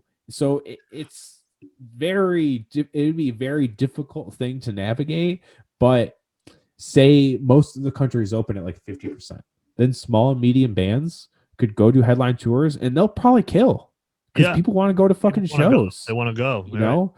So it really depends if we have that kind of progressive thing, which I think we probably will. But again, it's so hard to tell because we don't know how it's going to go state by state. Like New York, like amusement parks are like 10%. I think bars and restaurants are 10% and stuff like that. So I think the more we see things opening, the more we see things progressively getting more like bigger capacity sizes. That's how things will keep going. Right. But like that Dance Gavin Dance thing, that tour was mostly sold out before the tour even started. Like that tour does not make sense unless everything is good to go across the board, which it's hard to tell because again, everything happens at a state level. So it's so hard to be able to be like, New York's at 100%, but Texas, well, it'd probably be more like Texas is at 100% and New York's at 50 or something like that. That's probably more comparable in the real sense of the word. Yeah. So it's tough. I really think they could be. It really depends when vaccines are available to the community at large. If people go get it, then it'll probably help a lot, I would think. Because I like a really interesting number. I know a lot of people are worried about the side effects and they're like, oh, this thing got made so fast. But another argument to that is that everyone kind of teamed up on it, which doesn't happen. That didn't happen before. Everyone was in their own lanes and they tried to make it first to get paid for it. And the big thing about money and vaccines is these companies don't really make that much money because it's a one-time thing. It's not like prescription drugs where, they're getting every couple of weeks or every month and stuff like that. Right. Actually, the Stick to Your Guns podcast was talking about that. And I was like, I didn't even think about that. Like that makes so much sense. Yeah. But it really depends. But the number that's interesting about it is that no one has died from COVID after getting the vaccine, even if they got COVID after, which obviously is a possibility. It's the same with the flu shot. You can get the flu after getting the flu vaccine. It's just a possibility. The way that it goes. Yeah. Yeah. And hospitalizations for people who have got it have been severely down too. So like, that's obviously a plus. People not dying, less people going to the hospital. That's a big positive in my mind. I understand why certain people don't want to get the vaccine and they're worried about what it's going to do to you or whatever. Totally understandable. But I guess another thing too is they've been talking about people traveling through states that you might have to show documentation that you got vaccinated. You have it. You're right. So if that becomes a thing, I think a lot of people are going to start getting it even if they didn't want to, because in retrospect, they kind of have to if they wanted to. Like, a lot of people love to travel, and obviously touring bands, they're going to want to tour. Right. So, if something like that happens, then that might help a lot too. And I think it's going to be a thing of cases. I think that's going to be the biggest thing. If cases start severely going down, then I think that's when things will start rapidly opening back up more, especially in these more left-leaning states like New York or California or whatever. Like Texas and Florida, they're pretty much like we talked earlier. What's a pandemic? I don't know what you're talking about. Things are normal here. They look at you like a wimp if you have a mask on in Florida. They're like, what the hell's wrong with you? Or, Yeah. And that's another thing. It's like, I feel like masks are going to be a normal thing. Even if it's not mandatory, I feel like a lot of people still wear them, which is probably a good thing. It's funny. Honestly. It's funny, like in retrospect, I think back and I'm like, why didn't we just do that like as like a courtesy thing like they do in like Japan? Like they do that. Yeah, like, when you're sick. When you're sick, you just wear a mask. Like, I'm thinking back, I'm like, yeah, that would have been like very just like just yeah. I had the same thought. Yeah, honestly. Yeah, it's kind of like, oh yeah, why didn't we ever do that? It's like, because I think it's actually, I don't mind the mask at all. I mean, I know there's some people who are like, they're taking the goddamn rights away, and I'm like, well, you wear a shirt into Walmart, so just put a mask on, you freaking invalid. But it's like so what's wrong with you? But what I think what's going to happen with shows, and I think it's what you kind of said before. I think, because for a lot of these bigger bands, like they can't sacrifice the money to go on a 50% capacity tour unless they make the tickets double. Like, I mean, that's like really the only way. But then they play bigger venues. Right. Exactly. Yeah. Right. And but I think you could see kind of like an uprising, so to speak, of like the middle to lower class of bands, because they're used to getting $100 a night. They're like, oh, okay, I'll get 75 tonight, whatever. Because so it's.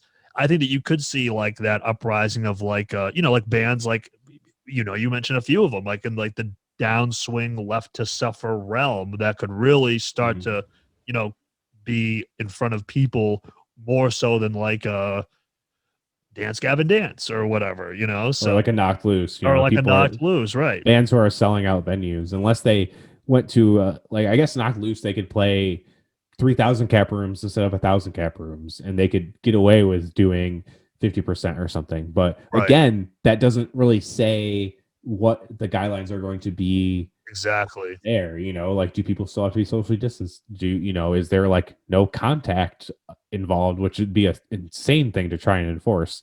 But that's another thing. Like that element has to be gone. Like, people have to be able to kind of like touch each other for those shows to even kind of work. You know what I mean? Right. And I just saw, you probably saw it too, but Diamond Construct, the Australian band, they just played a packed show in Australia, 650 people or something like that, which is, pretty good size for them, you know what I mean? And I saw that and I'm like, damn, like, why can't we be a secluded island? That may probably be a little bit same.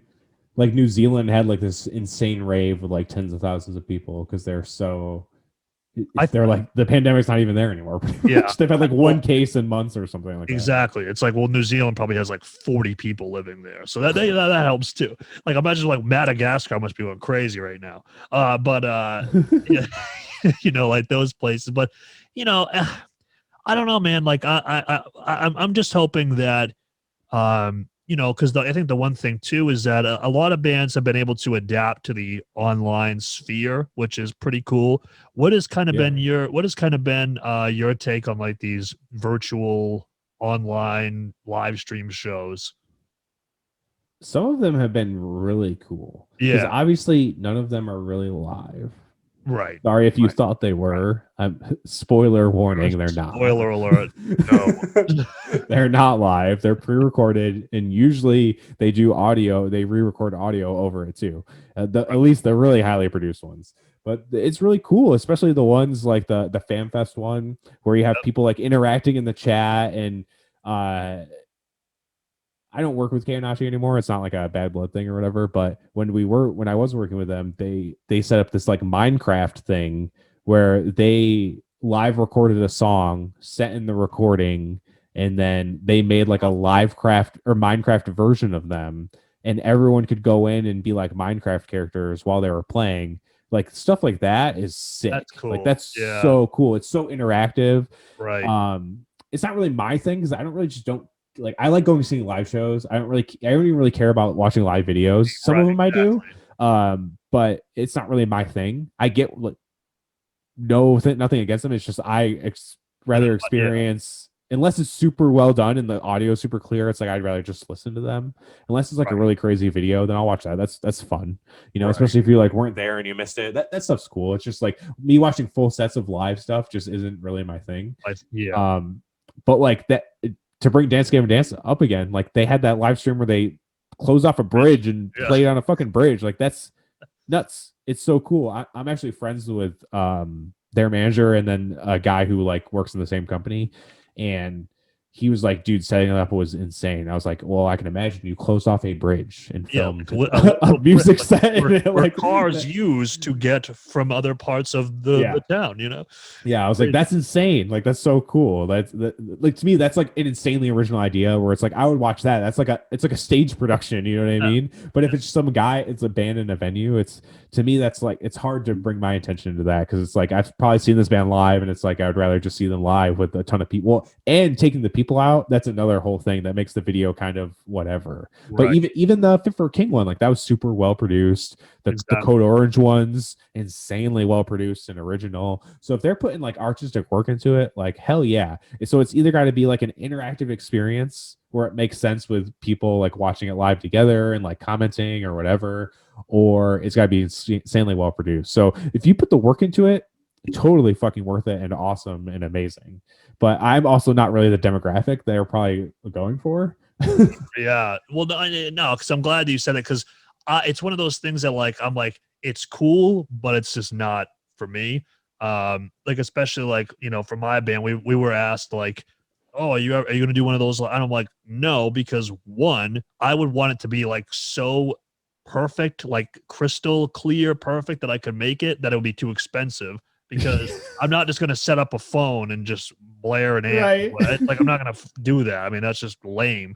So that would never happen for us. But yeah, for like a Dance Gavin Dance, like they're on the bridge. It was like the WrestleMania of the lot. It was like, what the hell? This is like, I didn't watch, like I saw clips, but like. Yeah, I watched like a clip of it and I was like, whoa, this looks insane. Yeah, this is like a spectacle. This is like, wow, this is an interesting aesthetic. It's not, you know, Bernie's Bar and Lounge in, you know, like Arkansas or whatever. And there's it was, you know, a live set. Like, here we go.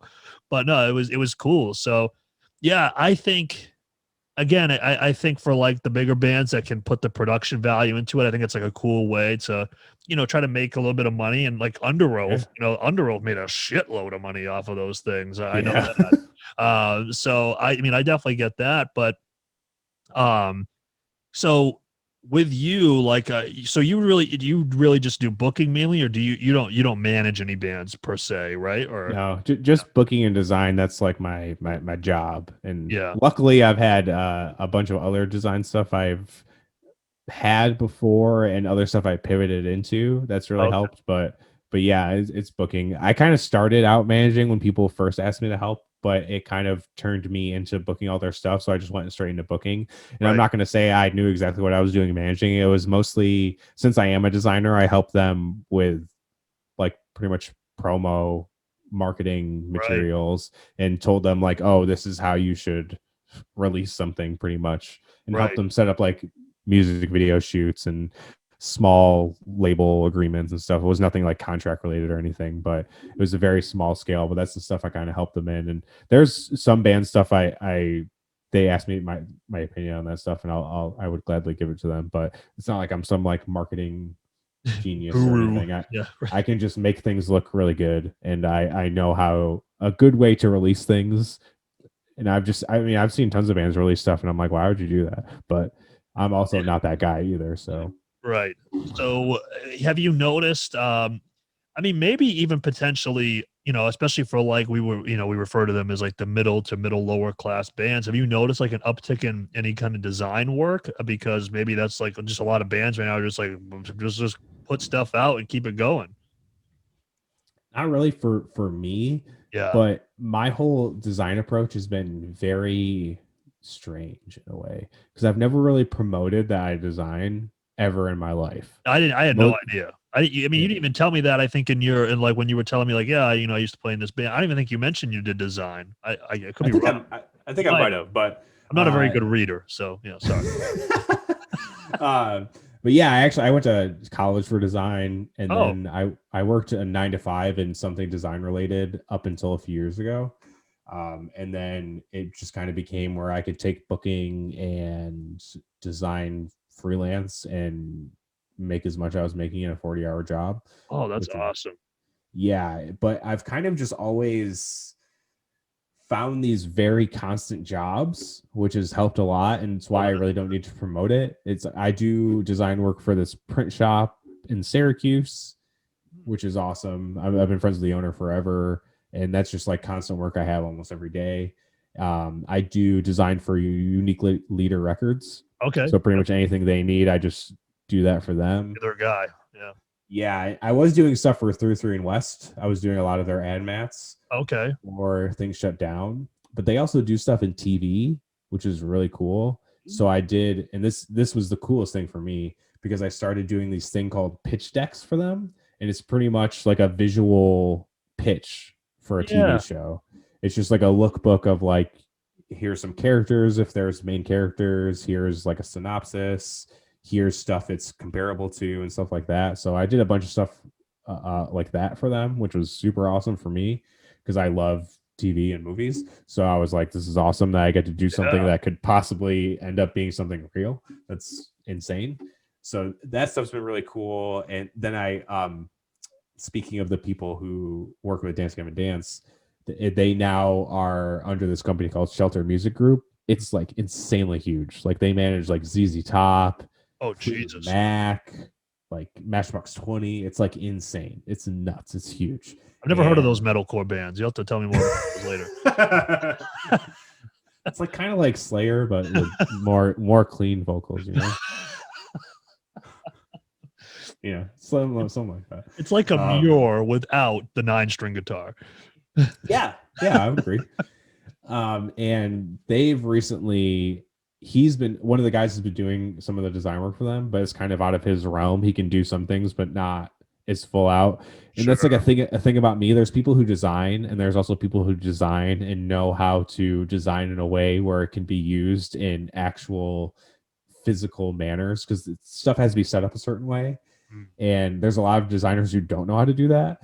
But I worked in fields where I had to do it. So it's kind of like a whole different skill set. Like a lot of people don't clean up files and stuff like that. It's like a whole thing I could go on for hours probably about.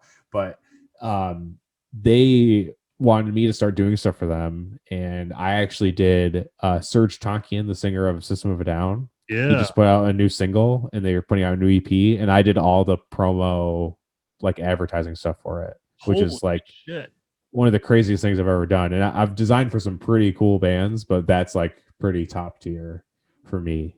Like I mean, I've done designs for like shirt designs for like Expire and like Stick to Your Guns and like Turnstile and stuff like that. But that was like, he was like, hey man, do you want to do stuff for Serge Tankian? And I was like, what? I was like, excuse me? I've never heard of this. What do you say? Surge? Yeah. I was like, yeah, I would like to do that. That'd be really cool. Yeah. That's why I don't really promote it, because usually I'm so busy and I don't have time. Want. Yeah. So I also have like people who hit me up regularly. Like my friend owns this clothing company called Outcast Agenda, but he's also kind of turned it into this kind of like, it's hard to explain. It's called Guerrilla Tactical, and it's more of like gun survival stuff. Why do I feel like I've heard that like an ad on a podcast before? You might have. I don't know. That when you see that sounds really familiar. He worked for Sea Shepherd, like the Sea Shepherd, like that one show. Deadly, or what was it? It was the show that were hunting down people who were hunting down whales. I'm like pretty sure that like I've heard that on like an ad on a podcast before. It's possible, to be honest. Yeah. And he's been having me do his stuff for years. There's this, it's kind of like a company, it's a record label in Japan called Retribution Records. Okay. And the people who run it are in the band Loyal to the Grave. They're pretty much like the Hatebreed of Japan. They run Blood Axe Fest over there, which is like the big fest, that big metalcore fest that happens there every year. Like Knock Loose played it, shit like that. Like Amir's played it, and I always do the fest flyer for them. But he has me do like shirt mock-ups and like release promo stuff. Like they're doing a collab, like a special edition Japan release of the new God's Hate record. Okay. So like I did like the promotional stuff for them for that and stuff like that. So it's weird, like the relationships I built over the years, and like that stuff makes it so I don't really need to be like, hey, who needs designs? Because it's usually I'm so busy. And then also with all the stuff with the pandemic and everyone going to Twitch, I started doing all my friends, like all of DeFonce's stuff I've done. Oh, like pretty much whole like layout that he has on there. Yeah. And everything? Oh, almost everything I've done. Like Joel Haston, Joel Cupcake, I've done all of his stuff.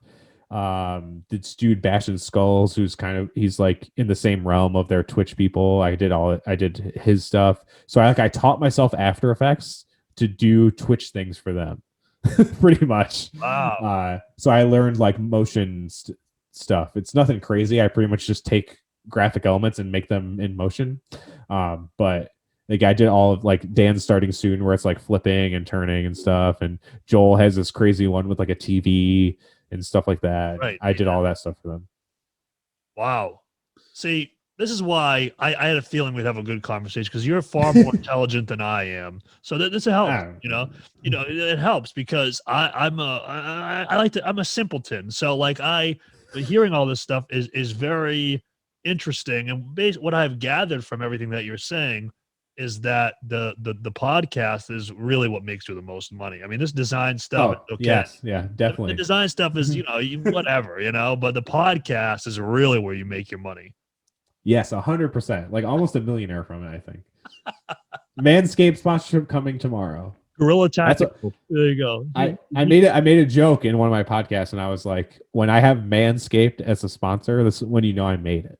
Well, it's funny you say that, because with Cohen, I made the joke that as soon as I get a Blue Chew sponsorship, it's the same thing. Yep. They go hand in hand.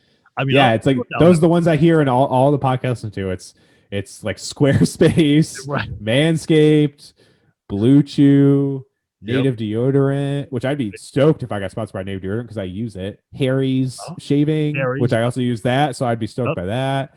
What are other ones? Those are the main ones. I just want those are big ones. Yeah, exactly. I just want the holy triumvirate. I want Manscaped, Blue Chew, and Raid Shadow Legends. That's all I want. Oh yeah, Raid Shadow is this one too. One of the nerd things I watch New Rockstars, they have a Raid Shadow Legend too. Oh my god! Like it's like funny because like I watch Finn McKenty, Punk Rock MBA, quite frequently, and like he'll just be talking and he'll be like, "In this video sponsored by," and it's like I can fill in the blank. Raid Shadow, like you just know it's coming because like they it's like I could watch anything, and it's like how the hell did they get sponsored on this channel or whatever? Because it's like they're like everywhere. I want to know what their advertising budget is, because it's a lot, because they're everywhere. Seriously, I always think, and I'm not like I get like thousands of views or downs or everything. I'm like, man, what do I have to do to get just one of these? Something. Exactly. I know. I'm like, how do you even get sponsorship? I mean, like, how? I mean, you must have to have like an agent or something, but it's like, how does that even happen? But I mean, maybe there's a booking agent out there for Manscaped ads or something like that. Oh, you froze, and I likely froze for you. Interesting. Oh, what? Nope. Wait. What? Okay, I think we're stabilized now. You fast forwarded pretty cool. That was you were just like, and then like you came back. So that was pretty cool. But no, so maybe there is like a booking agent for these podcast ads or something like that. I think once you get big enough, you have like a sponsorship team or something. Yeah. I wonder what's it like to have all these people talk about like, oh, producers and editors. I'm like, what's that like? Not doing everything by yourself, right? Yeah. Like, what is even a big? What would you consider a big podcast? Though it's tough to like, because you can kind of think about it in like a band sense, like, yeah, like, like this band can sell at a 500 cap room. That's pretty solid. But then it's like for a podcast, what is the 500 cap room for a podcast? I have no idea. Yeah, I don't know. There's some I listen to. There's this one called the Schmodown Entertainment Network, and it's based off this thing called the Schmodown, and it's basically wrestling and movie trivia combined. It's like one of my favorite things in the world. It's so sick. They have like storylines, but the trivia is real, and they face each other off in trivia. And there's different divisions. There's like Inner Geekdom, which is all the nerd stuff. There's Star Wars, and there's singles and teams, and they all compete. And there's belts for each division and everything like that. They have factions, and when you win points, it goes towards your faction, and there's like a faction winner at the end. It's super sick. So it's like a weird combination of movie trivia and wrestling, pretty much. And super fucking cool. But they have like their own line of shows. They have like a morning show pretty much called SEN Live. They have like a nerd one. They have this one called All My Movies, which is this guy who used to work at Screen Junkies, and he does like these in-depth breakdowns of movies where he pretty much, and it's not even about the movie, it's really about like the making of the movie and like people's reaction to the movie and like the trailers and stuff like that and box office numbers. It's super cool. Just seems like that. Like they have their own network, and I feel like they might be bigger than a 500 cap because they have a lot of those big sponsorships. Oh, okay. They get like thousands of views, like tens of thousands of views, but that's just on YouTube. I don't even know what their audio numbers are. Their audio numbers are probably higher than YouTube. Probably. So yeah. It's crazy. So I don't even know what like a 500 cap would be. Maybe like Punk Rock MBA would be a 500 cap one. Maybe. Yeah, I don't know. Yeah, it's tough to say. I mean, I have no idea. I just know whatever it is, it's like once the Raid Shadow Legends comes in, it's like, all right, this is legit. I mean, this is, you've made it with something when Raid Shadow Legends comes knocking. But we've mentioned it throughout throughout this podcast a couple of times, but I do want to talk to you a little bit about your old band Ghost Ship. When did that start, and when did it cease? Like, what was the like the Wikipedia page, so to speak? I think so I joined in 2010. I think it started in like 2008, maybe earlier. Okay. I joined right when the album Cold Truth came out, and that video went kind of viral. It's in two different like popular YouTube things, and I think combined it has over 1 million views. Oh wow. So I would consider that popular. 500 cap room. Yeah. Yeah. So even the videos after that we did, that it was funny because I ended up being in them because I ended up joining the band, but I didn't write any of it. Right. I was just in them. We did a cool one in a wrestling ring that was sick. And those got like tens or hundreds of thousands of views. Like I still got like a pretty good amount of views. And then when I joined is when they first started really touring. And it's not even like we toured a lot. We just actually toured, and they never really toured before. I don't think they ever played out of the state of New York until after I joined, which is crazy. But I was in this other band called Atlas. They were from Watertown. We were never big. We did like 3 tours and broke up. So whatever. It was a really cool band. They're super fucking weird. I think you can find it on Bandcamp still. I did have it on Spotify, but I didn't feel like paying for it anymore, so I took it off. I was like, I don't fucking care about this. This is stupid. And yeah, so I joined the band, and that's how I met them, because we played shows together in Syracuse pretty much. Right. Anytime like a big hardcore metalcore tour would happen, we'd both end up opening it or something like that. And their guitar player actually was the drummer for this band Another Breath, but he joined this band Off of Their Heads, which was like a pretty big punk band.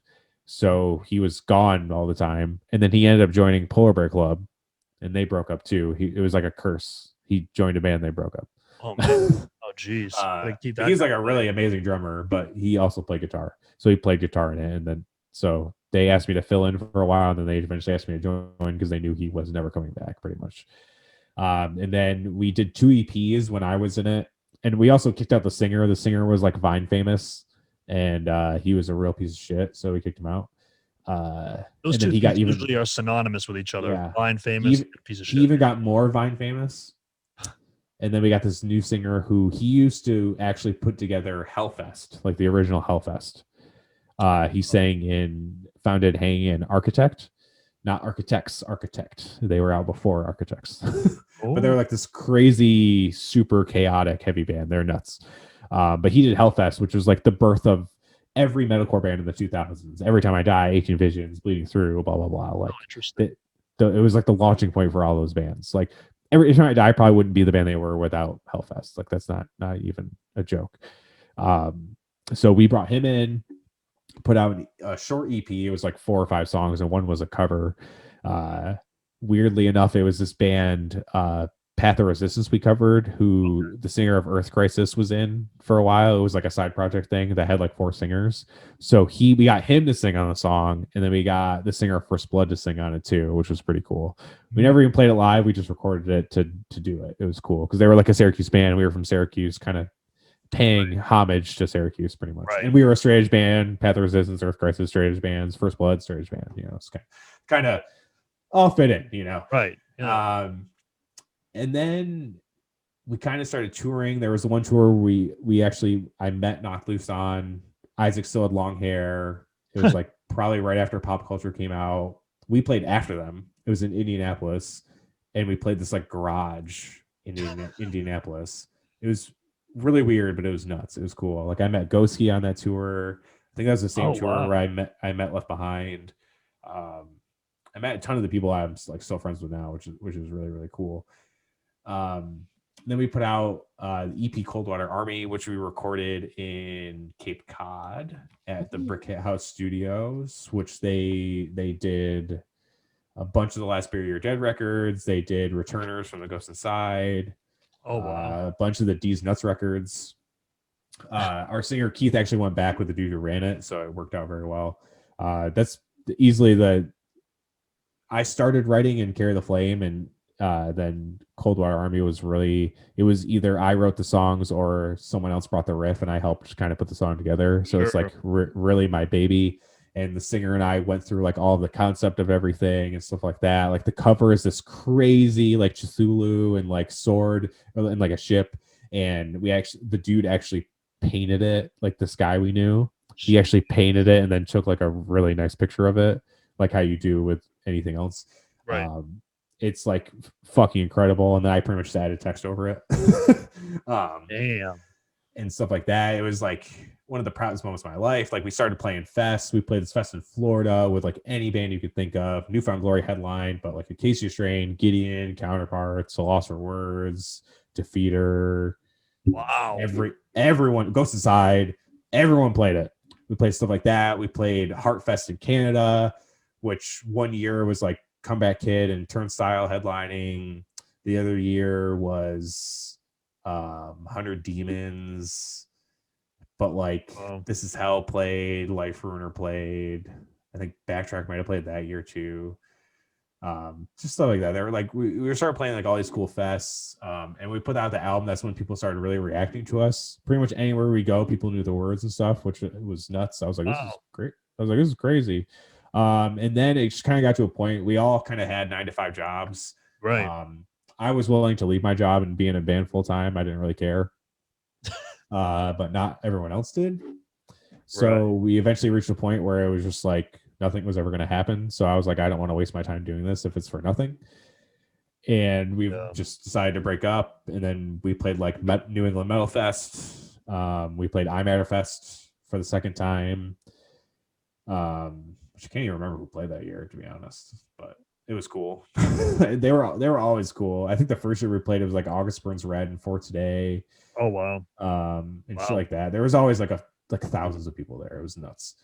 So we played a bunch of the stuff. We actually did like a weekend with Knocked Loose as part of like our last like hurrah. Oh wow, that's cool. Yeah, it was like I think the split was out. And okay. They were playing Counting Worms then. And this was like 2015 or 16 or something like that. Oh, wow. And I was like, you guys are going to be massive. I was like, you guys are going to be touring with the Case Strain in a year. And they were touring with the Case Strain in a year. I kept calling what would happen next to them every year because I met with them at some fest. And I was like, I bet you guys are playing Warped Tour next year or something. And then they played Warped Tour that next year and stuff like that. Now, I think the next guest I had was like, you guys are going to be opening for Slipknot or something, which I'm sure will happen eventually. Corey Taylor tweets about them and shit. So, and they've always been the same guys too. Like anytime I see them, whatever, they're always the same. You know, it's not like I text them or anything, but like they're all super awesome dudes. Anytime I see them, very, very cool guys. So we kind of, and then we had this last show it was insane. We had so many bands on it. It was utterly ridiculous. I also tried to push the boundaries of merch designs with this band. Ooh. So there was one live shot I did. There were 2 live shot shirts, and the front was the same. We just switched up the colorway, and the back was the same format, but it was 2 halves of a chorus. So if you stood next to it with like your friend, it'd be the whole chorus. Ooh. So we did stuff like that, and then we also did something I've never seen anyone do. Is at the last show we had people place pre-orders for a shirt, and the picture on the back was from the show. Wow. Yeah. So people pre-ordered the shirt, and then we picked like 3 photos, and we're like, okay, everyone vote on it. And so we picked who everyone voted for, and that was the picture on the back of the shirt. That's a really like risky but cool idea. Like it's yeah. Dude, at this point, we were like merch machines. Like if we ended up being a touring band, we would have made so much money because we did a tour that tour I talked about where I met everyone. Yeah. It was like okay, like some shows were really cool, some shows were like 20 30 people or whatever, right. But no matter what show, we were selling like $200+ of merch every night. Like it didn't. Wow. And I think it's because we had so much merch, because when we did a design, we'd print it in like a million different colorways, right? So like you went to our merch table and it was like, I have to buy something, because there was something for everyone. It didn't matter. Yeah, like you want a blue crew neck, you want a black hoodie, you want a black t-shirt, oh, we got it all, so it was very cool in that band. Yeah, it was very cool in that band to like be able to like use my design skills and have someone else to bounce the ideas off, like, oh, what color should we do with this, and like, oh, what should we print this on? And we usually end up doing like 50 units of a certain design, but it'd be broken up through a bunch of different things. So that always worked out super well for us. So we knew we were going to sell a ton of merch at the last show. Obviously, we always sold a ton of merch, sure, especially in our hometown. Right. And we kind of used the same layout from one of this other live shirts, but we just changed it. And we had this lyric, these are the moments that we live for. It's like it ended in, oh wow, like all our shows would end in a pileup for it, and it ends with just vocals too. It like progressively gets like just ring outs and drums, and then it just ends up in just vocals. And then on that shirt we put, this was a moment that I lived for, and it had the date on it and stuff. It was really cool. Oh wow, yeah, that's a really nice way to kind of put a ribbon on it, so to speak. Yeah. So there was like a weird falling out with a lot of us. We just didn't see eye to eye and a bunch of stuff. And the breakup kind of put me in this really big depression, because it was like my life and I wanted to like do it for real. And no one else really felt the same, which kind of sucked. Yeah. So like it's funny because my wife's the one who actually, because we've known each other for years and years and years. We got like married on the anniversary of 10 years when we met. Wow. Yeah, it's crazy, but we were just always friends, and somehow we wound up being more than friends. But it was like a weird thing where we didn't want to ruin our friendship. Then we eventually did. Obviously it worked out, but if I didn't have her in my life at that time, like I was like just so angry. I was sad. I was just like mad at everything. I was like, this sucks. I can't blame you. I mean, especially like if it's kind of like one of those things where it's like you feel like you're kind of going forward, but you're the only one going forward, and like everybody's just kind of like, yeah, like I'll do this, but then there's like a resistance point that does not meet the same as yours, which that sucks, especially since, like you said, you put a lot of heart and soul and just time and creative energy into it. And that's the tough thing about being in a band, especially because it's like you can be like so invested into it, but I mean, you can't do everything all at once.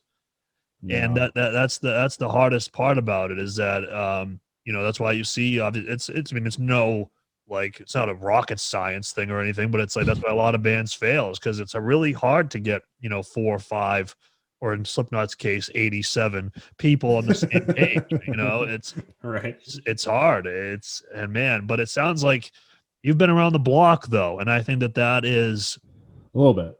yeah, and I think that is still something to be, obviously proud of. Obviously, it's like everybody, would love to be in that band for, 25 years and, eventually get to the point where you're like, what band is it? God damn it. Nikki Six, what Motley Crue. You're like Motley Crue and you're gonna have vocal tracks, when you're 75. I mean, we all want to get there. I mean, that's the goal. Like that's how I want to go out. I want to go out like playing a big stadium show where I can't even talk anymore and I just collapse dead on the stage. I mean, that's really how I want it to end. It's a dream. Yeah, I want to be playing metalcore riffs when I'm 83 and like, singer of TrueShot Richards pronounced dead after one last guttural or whatever.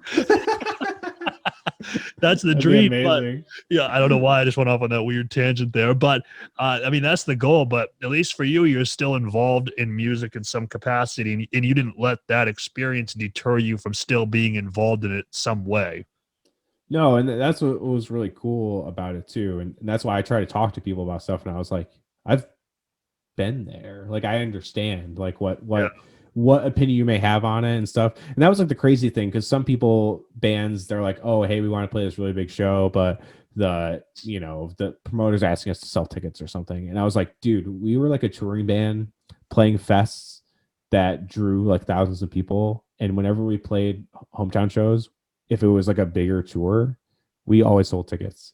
And you know what? I was like, we made a fuckload of money, because guess what? I sold a fuckload of tickets and they paid us outright. We sold a ton of fucking merch. And then we are making a ton of money on a hometown show. Right. Just for being like, hey, I know you're going to the show. Do you want to buy a ticket? Yeah. Yeah, I do. Okay, cool. Here you go. Like it's easy, but it's all about putting in the work. And so, some bands are willing to put in the work, and some bands are willing to put in the work too, but they're kind of resistant on what work they want to put into it. Exactly. But, some people get offended by that stuff, and it's like, it's either you can play the show for free, which is fine if you want to do that, but it's like, you can hustle the show and make hundreds of dollars for just selling tickets. It's not like selling tickets is hard work. Right. And there used to be that thing on Facebook where you could go to the event page and see who was going. Yeah, you can just message everybody. That's what I did. I mean, I used to do that too. Yeah. I mean, I only got a few restraining orders. I mean, that's not a bad price to pay. That's not that bad. Exactly. But Facebook changed that since then, which is a huge bummer, because now you can't. That was we played Rage Fest with like Attila and Crown the Empire. In 2019, that's what we did, and we sold like over 60 tickets just from messaging strangers. And we probably would have sold more, but it was just, it was like the day before, they're like, you still got those tickets? And I'm like, hey dude, how am I gonna get them to you? So it's right. I'll just mail them to you right now.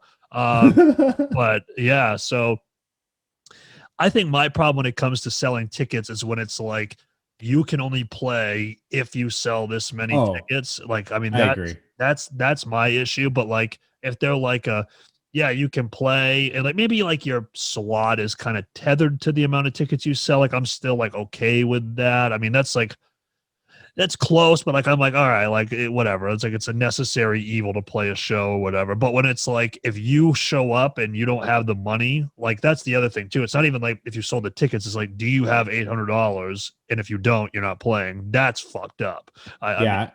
I don't like any of that. And the guy who I'm actually friends with to this day, he actually teaches music business now. It's really weird, but he used to do all the shows in Syracuse. And it was always like, hey, do you think you can sell tickets for this? And even if I think I couldn't, I would say yes. But right, because there were some shows we played where, like, I mean, we played with Comeback Kid once, and not that many people came.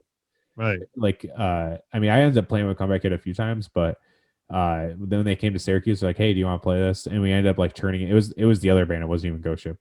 And I was like, they ended up having to put it in like the side of the venue, not even the main stage, because it was that many tickets. So even that stuff he kind of understands. He's like, hey, like this show didn't sell that many tickets, like I get it. And he would even hook us up like, oh, you guys are leaving for tour, I'm gonna give you guys $100, like. But there were shows where we just killed it, and he usually would be like, you get $1 per ticket or whatever. Sure. And usually I would sell like close to 100. Sometimes I think there was one show where I sold like almost 200 tickets or something. Something like something insane. It was like well over 100. And those shows he would give us like $300+. You know what I mean? Yeah. And it's just like he's like, because I think he would say if you got to like 75 or 100, yeah, he would give you $2 a ticket or something. Right. That's like the Palladium. Yep. Palladium. Yeah. He always used to do a fair, but it was never. He didn't even determine slots. He was like, these are your slots. That's what it is. If they sell more tickets than you, it doesn't really matter. Like it was more of a size, what size you were in comparison to the other people in the local scene, pretty much. Which is what it should be. Yeah. Exactly. So he was always, it's like, hey, I sold 30 tickets. He's like, yeah, whatever. Here's $30. Like, thank you. It is what it is. Like, and that's just he was never like that. I definitely agree. Like, if you didn't sell these tickets, you're not playing. That's so stupid. Like, right. Regardless, even if you sold 10 tickets, it's 10 tickets you didn't have sold.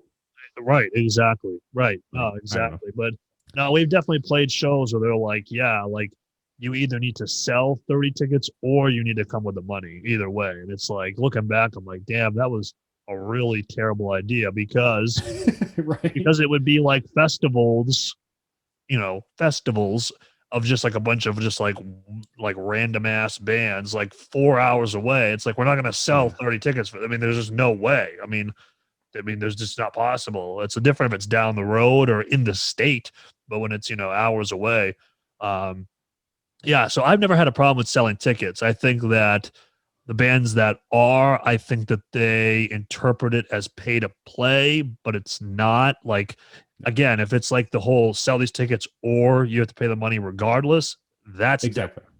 But if it's like, hey, you can play with, like we played a show with the Browning and, the promoter's like, do you think you can sell like 20 tickets for this? I'm like, oh yeah. I mean, that's no problem. I mean, it's the Browning, I mean, I could probably sell 20 tickets to this. I mean, that's not even 20 tickets, at $10 a piece, I get some friends, to drop whatever they do. Exactly. Yeah. Some of them wouldn't. And I hope that they regret that now with everything going on with the pandemic. I hope that they're thinking, man, I should have went to my friend's show because now I can't even go to, the grocery store anymore or whatever.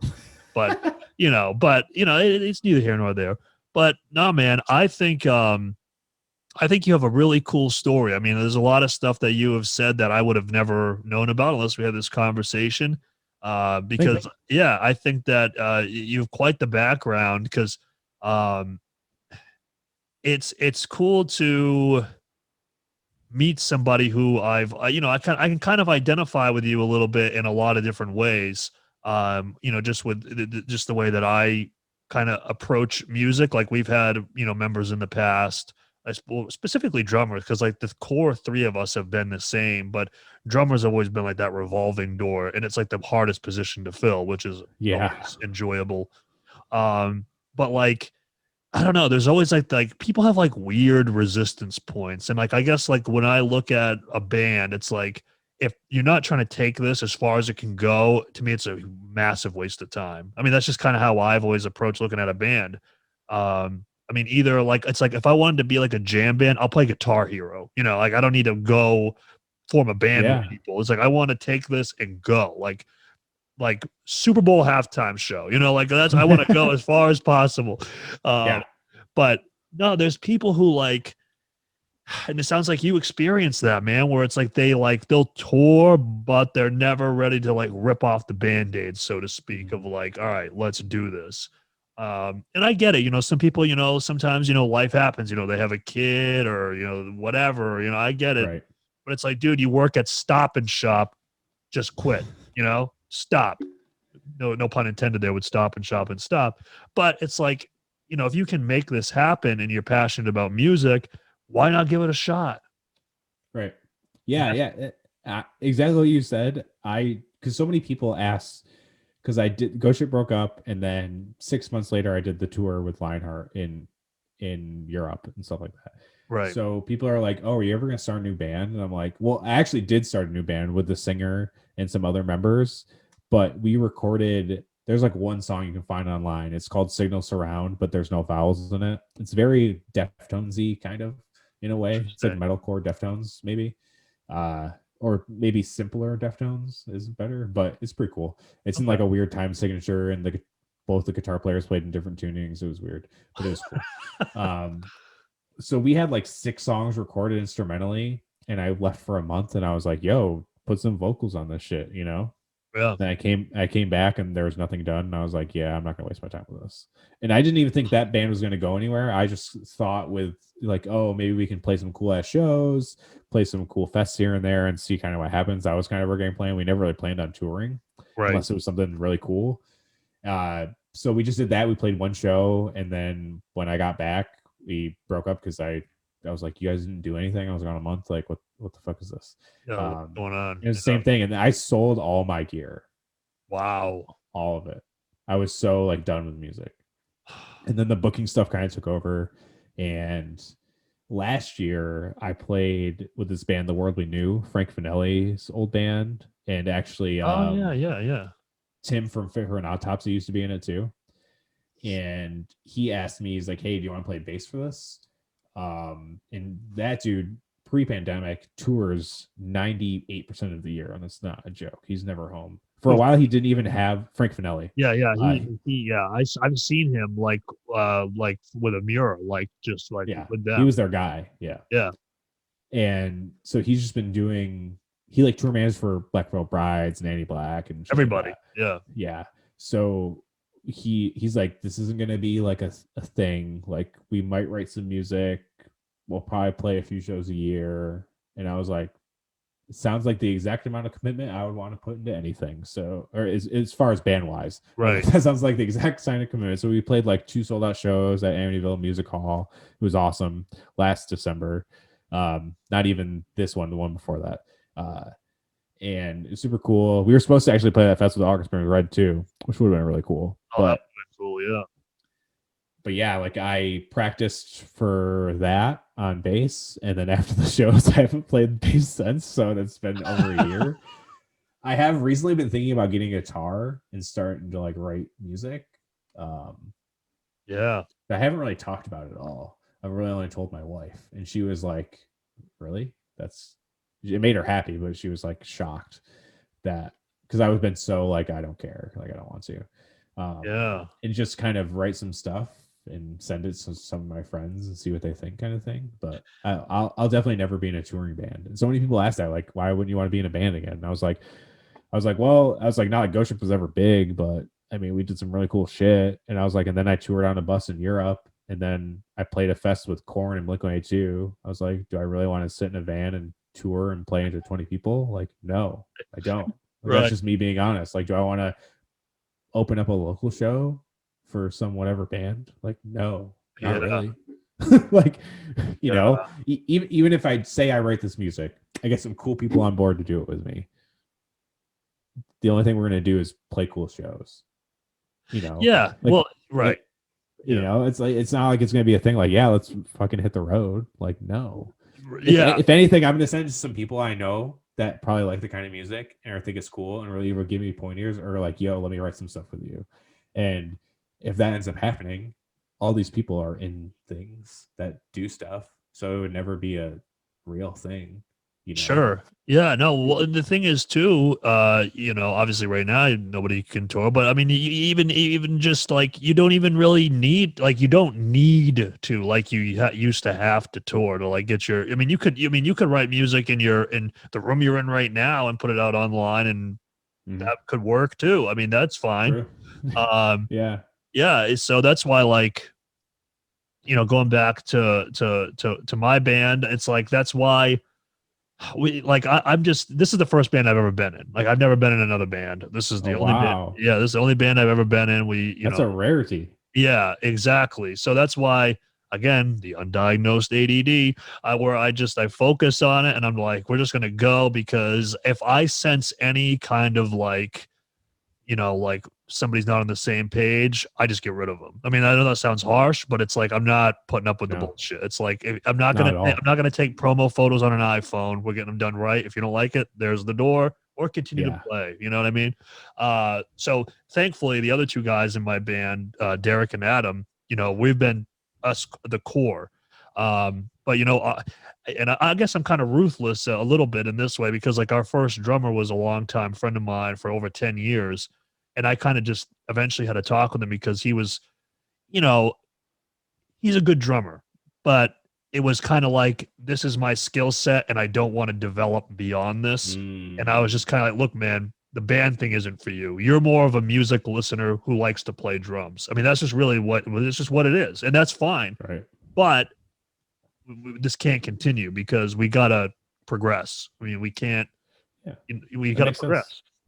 So, yeah, so like for our band, like, you know, like playing it online, and then obviously like the reaction channel, like that was kind of you know, my way of trying to figure out a way, because, you know, I have a kid, Adam has 2 daughters. I'm like, what can we do that isn't like the most time consuming, but that can also set us apart, that, you know, hopefully when touring does come back, maybe, you know, we make a couple of friends along the way and we get that support slot on a cool bill. And the reaction channel, just especially with the pandemic, and I sometimes joke, I'm like, if not for the pandemic, nobody would know who we are. But, you know, because with the pandemic, the reaction channel started to take off, and well, take off to an extent, I guess. But like people are watching it. Yeah, I would say help put your guys' band name on the map for sure, especially the podcast and the reaction videos. I would definitely think so. Yeah, no, exactly. And it's like sometimes, like I remember I went into like a Twitch, you know, with Chris Wiseman from Currents or Ryan Kirby from Fit for a King, and they like knew who we were. I'm like, what the fuck? Like that to me was just like mind blowing. But it's all because of a reaction video. And then I had to think back in my head, did I say anything bad?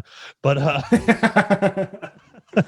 but nah, man, it's cool. So, but you know, I hope that you do some kind of music, because you're obviously a very creative guy. I mean, and I think that even, you know, even though maybe it won't turn into like a ghost ship where, you know, you're touring in the you know, with the U-Haul attached or whatever, but just putting something out there, I think would be good for you, especially since, you know, you're kind of like, I guess, you know, if you were to look at a pie chart, a portion of your pie chart with booking is kind of, you know, it's not there. So, you know, with the podcast and doing the music, hopefully that can help fill up that portion of the pie chart.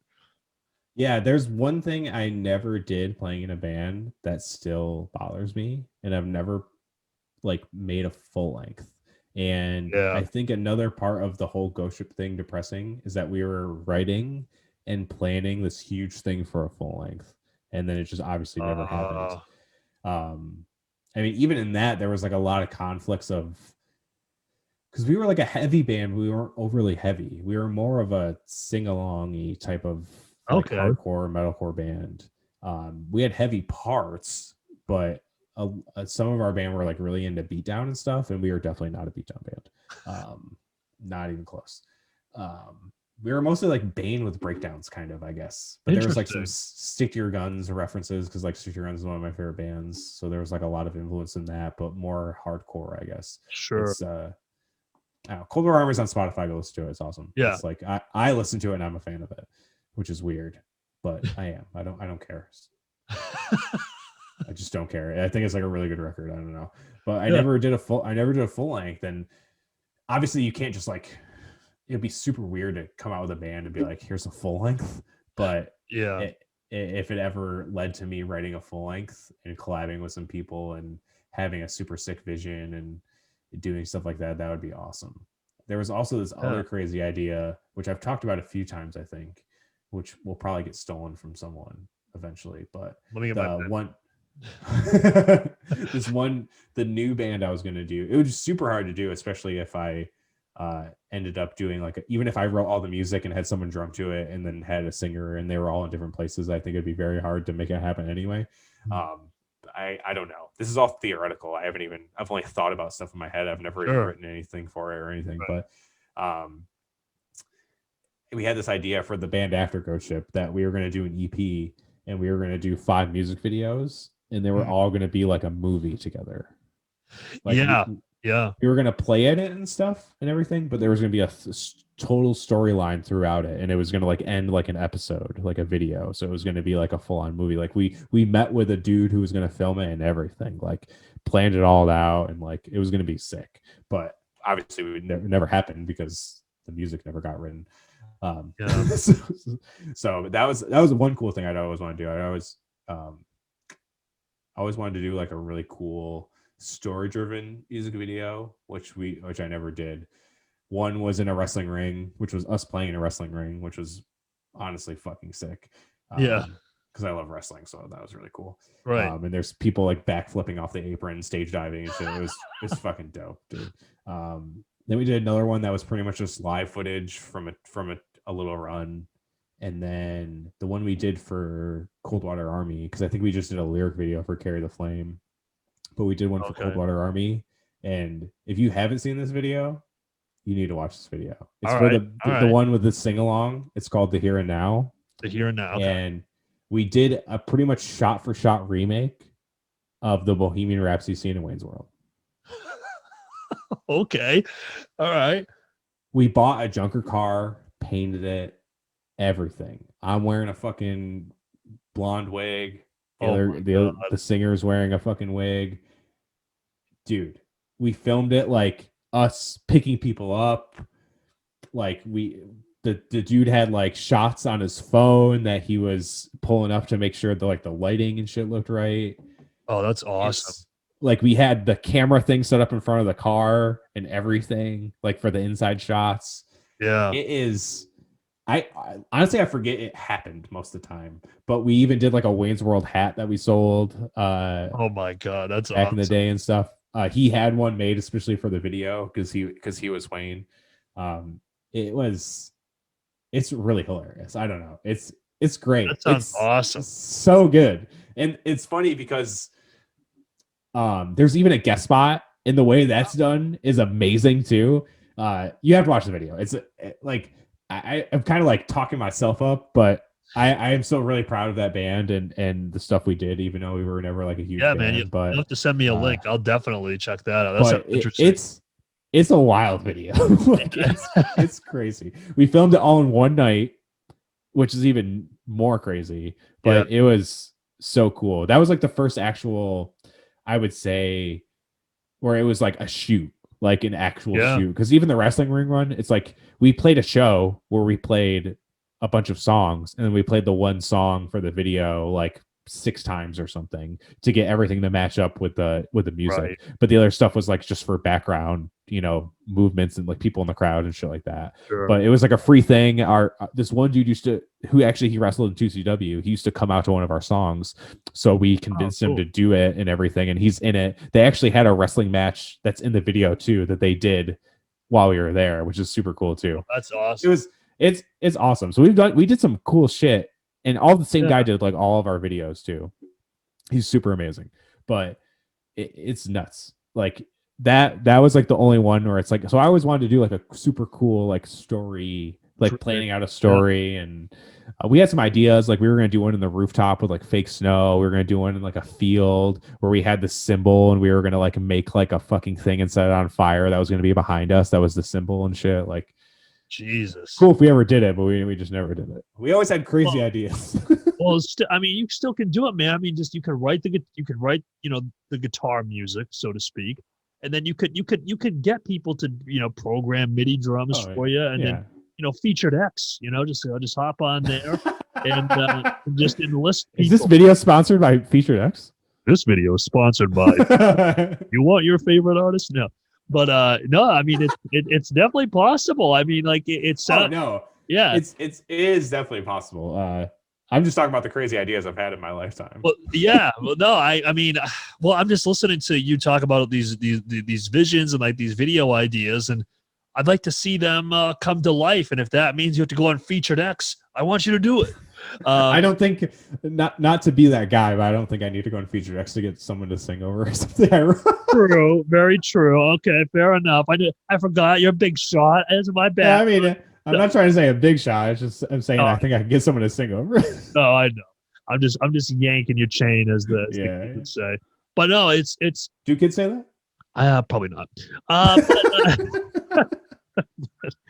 But no, it's funny like that you're saying all these different ideas, because I'm planning a cinematic music.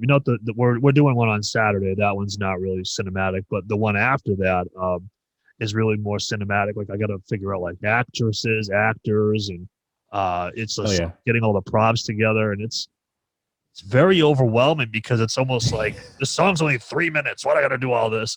But you know, it makes it you know, much more visually appealing. But it's a process. But I think you know, a lot of people would say like, oh, you don't really need a music video or whatever, but you do. I think that arguably the video is what will draw people to the song more than just the music itself at first. 100%.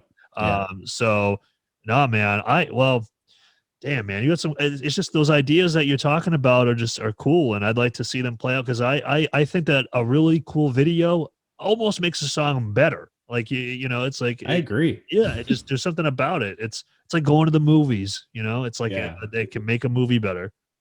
The only thing I'm worried about is that the things I want to do are too crazy in that it'll take so much work that even me talking about this now, and even if I started writing tomorrow, like the song wouldn't come out for like a year because of all the moving parts that need to happen, which I guess is fine. But yeah, I don't know. I guess we'll see. I'm just I eventually I'll buy a guitar and I'll write some stuff and then I'll see what happens, I guess. Yeah, I guess so. Well, listen, man, I had a really great time talking to you. This was awesome. It's funny because it's like sometimes I want people that hit me up about doing a podcast, and I'm like, I don't know what I can talk to that person about. But I knew that you had a quite, you know, some background. I didn't know it was that extensive, but I knew that there was some stuff to work with, so to speak. But it's like, you know, sometimes I'll get like, you know, a local band. Can I come on the podcast? And I'm like, no. But you know, no. It's like the magic conch shell in SpongeBob. No, you know, or whatever. But no, man, I had a really good time talking to you, and Me too, man. I look forward to, you know, doing your podcast with you. Probably, you know, just totally ripping to shreds AEW. Maybe we'll see. But I'll definitely love to have you on again in the future, man, because I think that there's still a lot more to talk to you about, and you have an awesome story, an awesome background, and I think it's you know, I know it's kind of cliche to say, I suppose, but it's pretty inspiring, you know, to hear somebody who was in well, no, I mean, seriously though, there's somebody who was in multiple bands and you're still in the music space. You know, you're not playing guitar for, you know, a big band or whatever, but you know, you're still in the music industry and you didn't let those experiences kind of strike you down, because I think it's also important to keep in mind that at the end of the day, you know, it's just the fact of the matter. I mean, so for some people, the band, you know, for in your case, it's just, you know, not finding reliable people, but in other people's cases, that maybe they're just not built to be like in a band, but they can do booking or they can do promotion in their area. I mean, there's always some facet to it. And I think that it's inspiring, you know, from your perspective, that it's like, just because my band didn't work out doesn't mean now I have to go work at Liberty Mutual or whatever, you know? So, so I think that that's super cool, man. And I hope that you don't undersell that, because I think that is super, I think that's really cool personally. And very kind words. Thank you so much. And thank you for having me on this podcast. This was a lot of fun. Actually, when I messaged you about being on it, I realized that you messaged me about being on my podcast earlier. And I was like, wow, now I feel like a dick. Yeah, no, I got the message back. I'm like, oh, this guy doesn't want to respond to me. No, I'm just kidding. I'm kidding. I know that sometimes, you know, these messages get lost in the ether, so it's definitely no. Yeah, I definitely in the beginning, a lot of people hit me up. Yeah, but it was more of like, hey, what do you want to talk about? And I'm like, I would ask them that, and they're like, oh, I don't know anything, and I'm like, that's not a good answer. That's not a good answer. Especially with mine, because usually almost every episode is very topic driven. So I'm like. That's honestly why I started doing the after shows, because I was like, I don't have to think of topics. I have a topic for weeks on end, and I have one guy to do it with, and then move on. But then there's extra stuff like AEW, and I did that episode with Joey a few weeks back talking about the Point Blank merch drop, and I'm going to be doing one for the Snyder Cut and stuff like that. So now that content is actually coming out, it's a lot easier. I was also doing it in a time of no content either, so that was also hard. It was pretty much just movies getting moved back.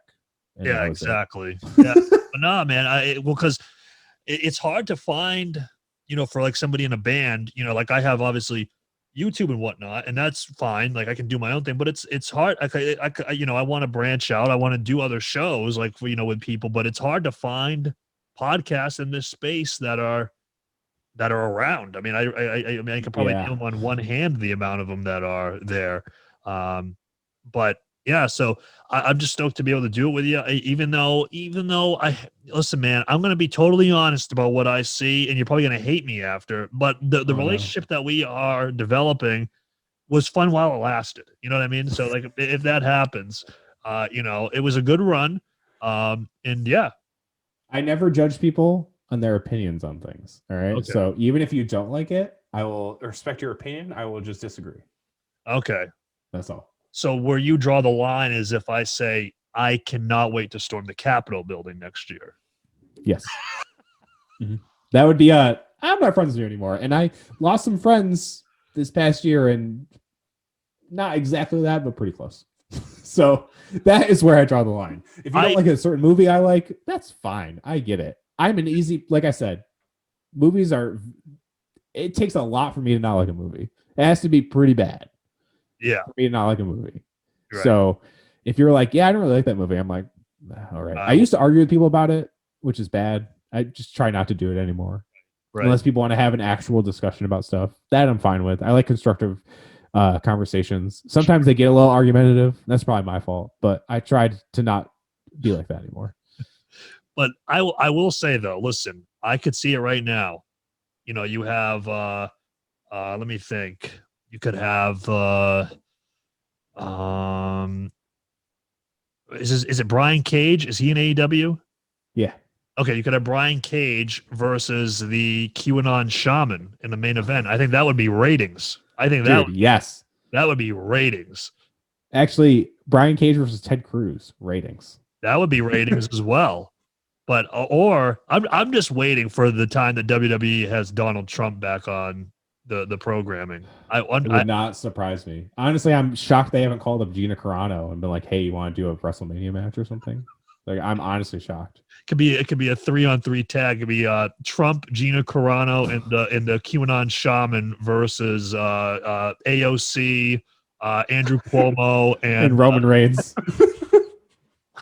Kurt Angle. No. Oh man, that'd be hilarious.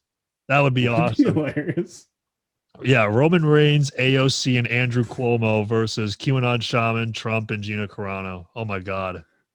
Great. That's a WrestleMania main event. I'm telling you. The thing is, though, is that would have the highest ratings ever. I mean, it'd probably draw 10 million people.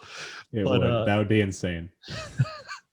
Vince McMahon, if you're listening to this, there's sure he is. For you. I've heard that he listens. I've heard that he's very much into. He really likes the old metalcore. He's not really so much into the new stuff.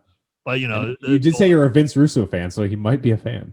Maybe not many people are Vince Russo fans, so. I know, I know that's a very controversial wrestling take and opinion. So as soon as I said that to you, I was like, yeah, this guy's going to hate me. No, not at all. I get such a kick out of him. He's such a character. And I think he's misunderstood. I mean, that could be a whole episode in and of itself. I just ignore him, honestly. So I don't even really know anymore.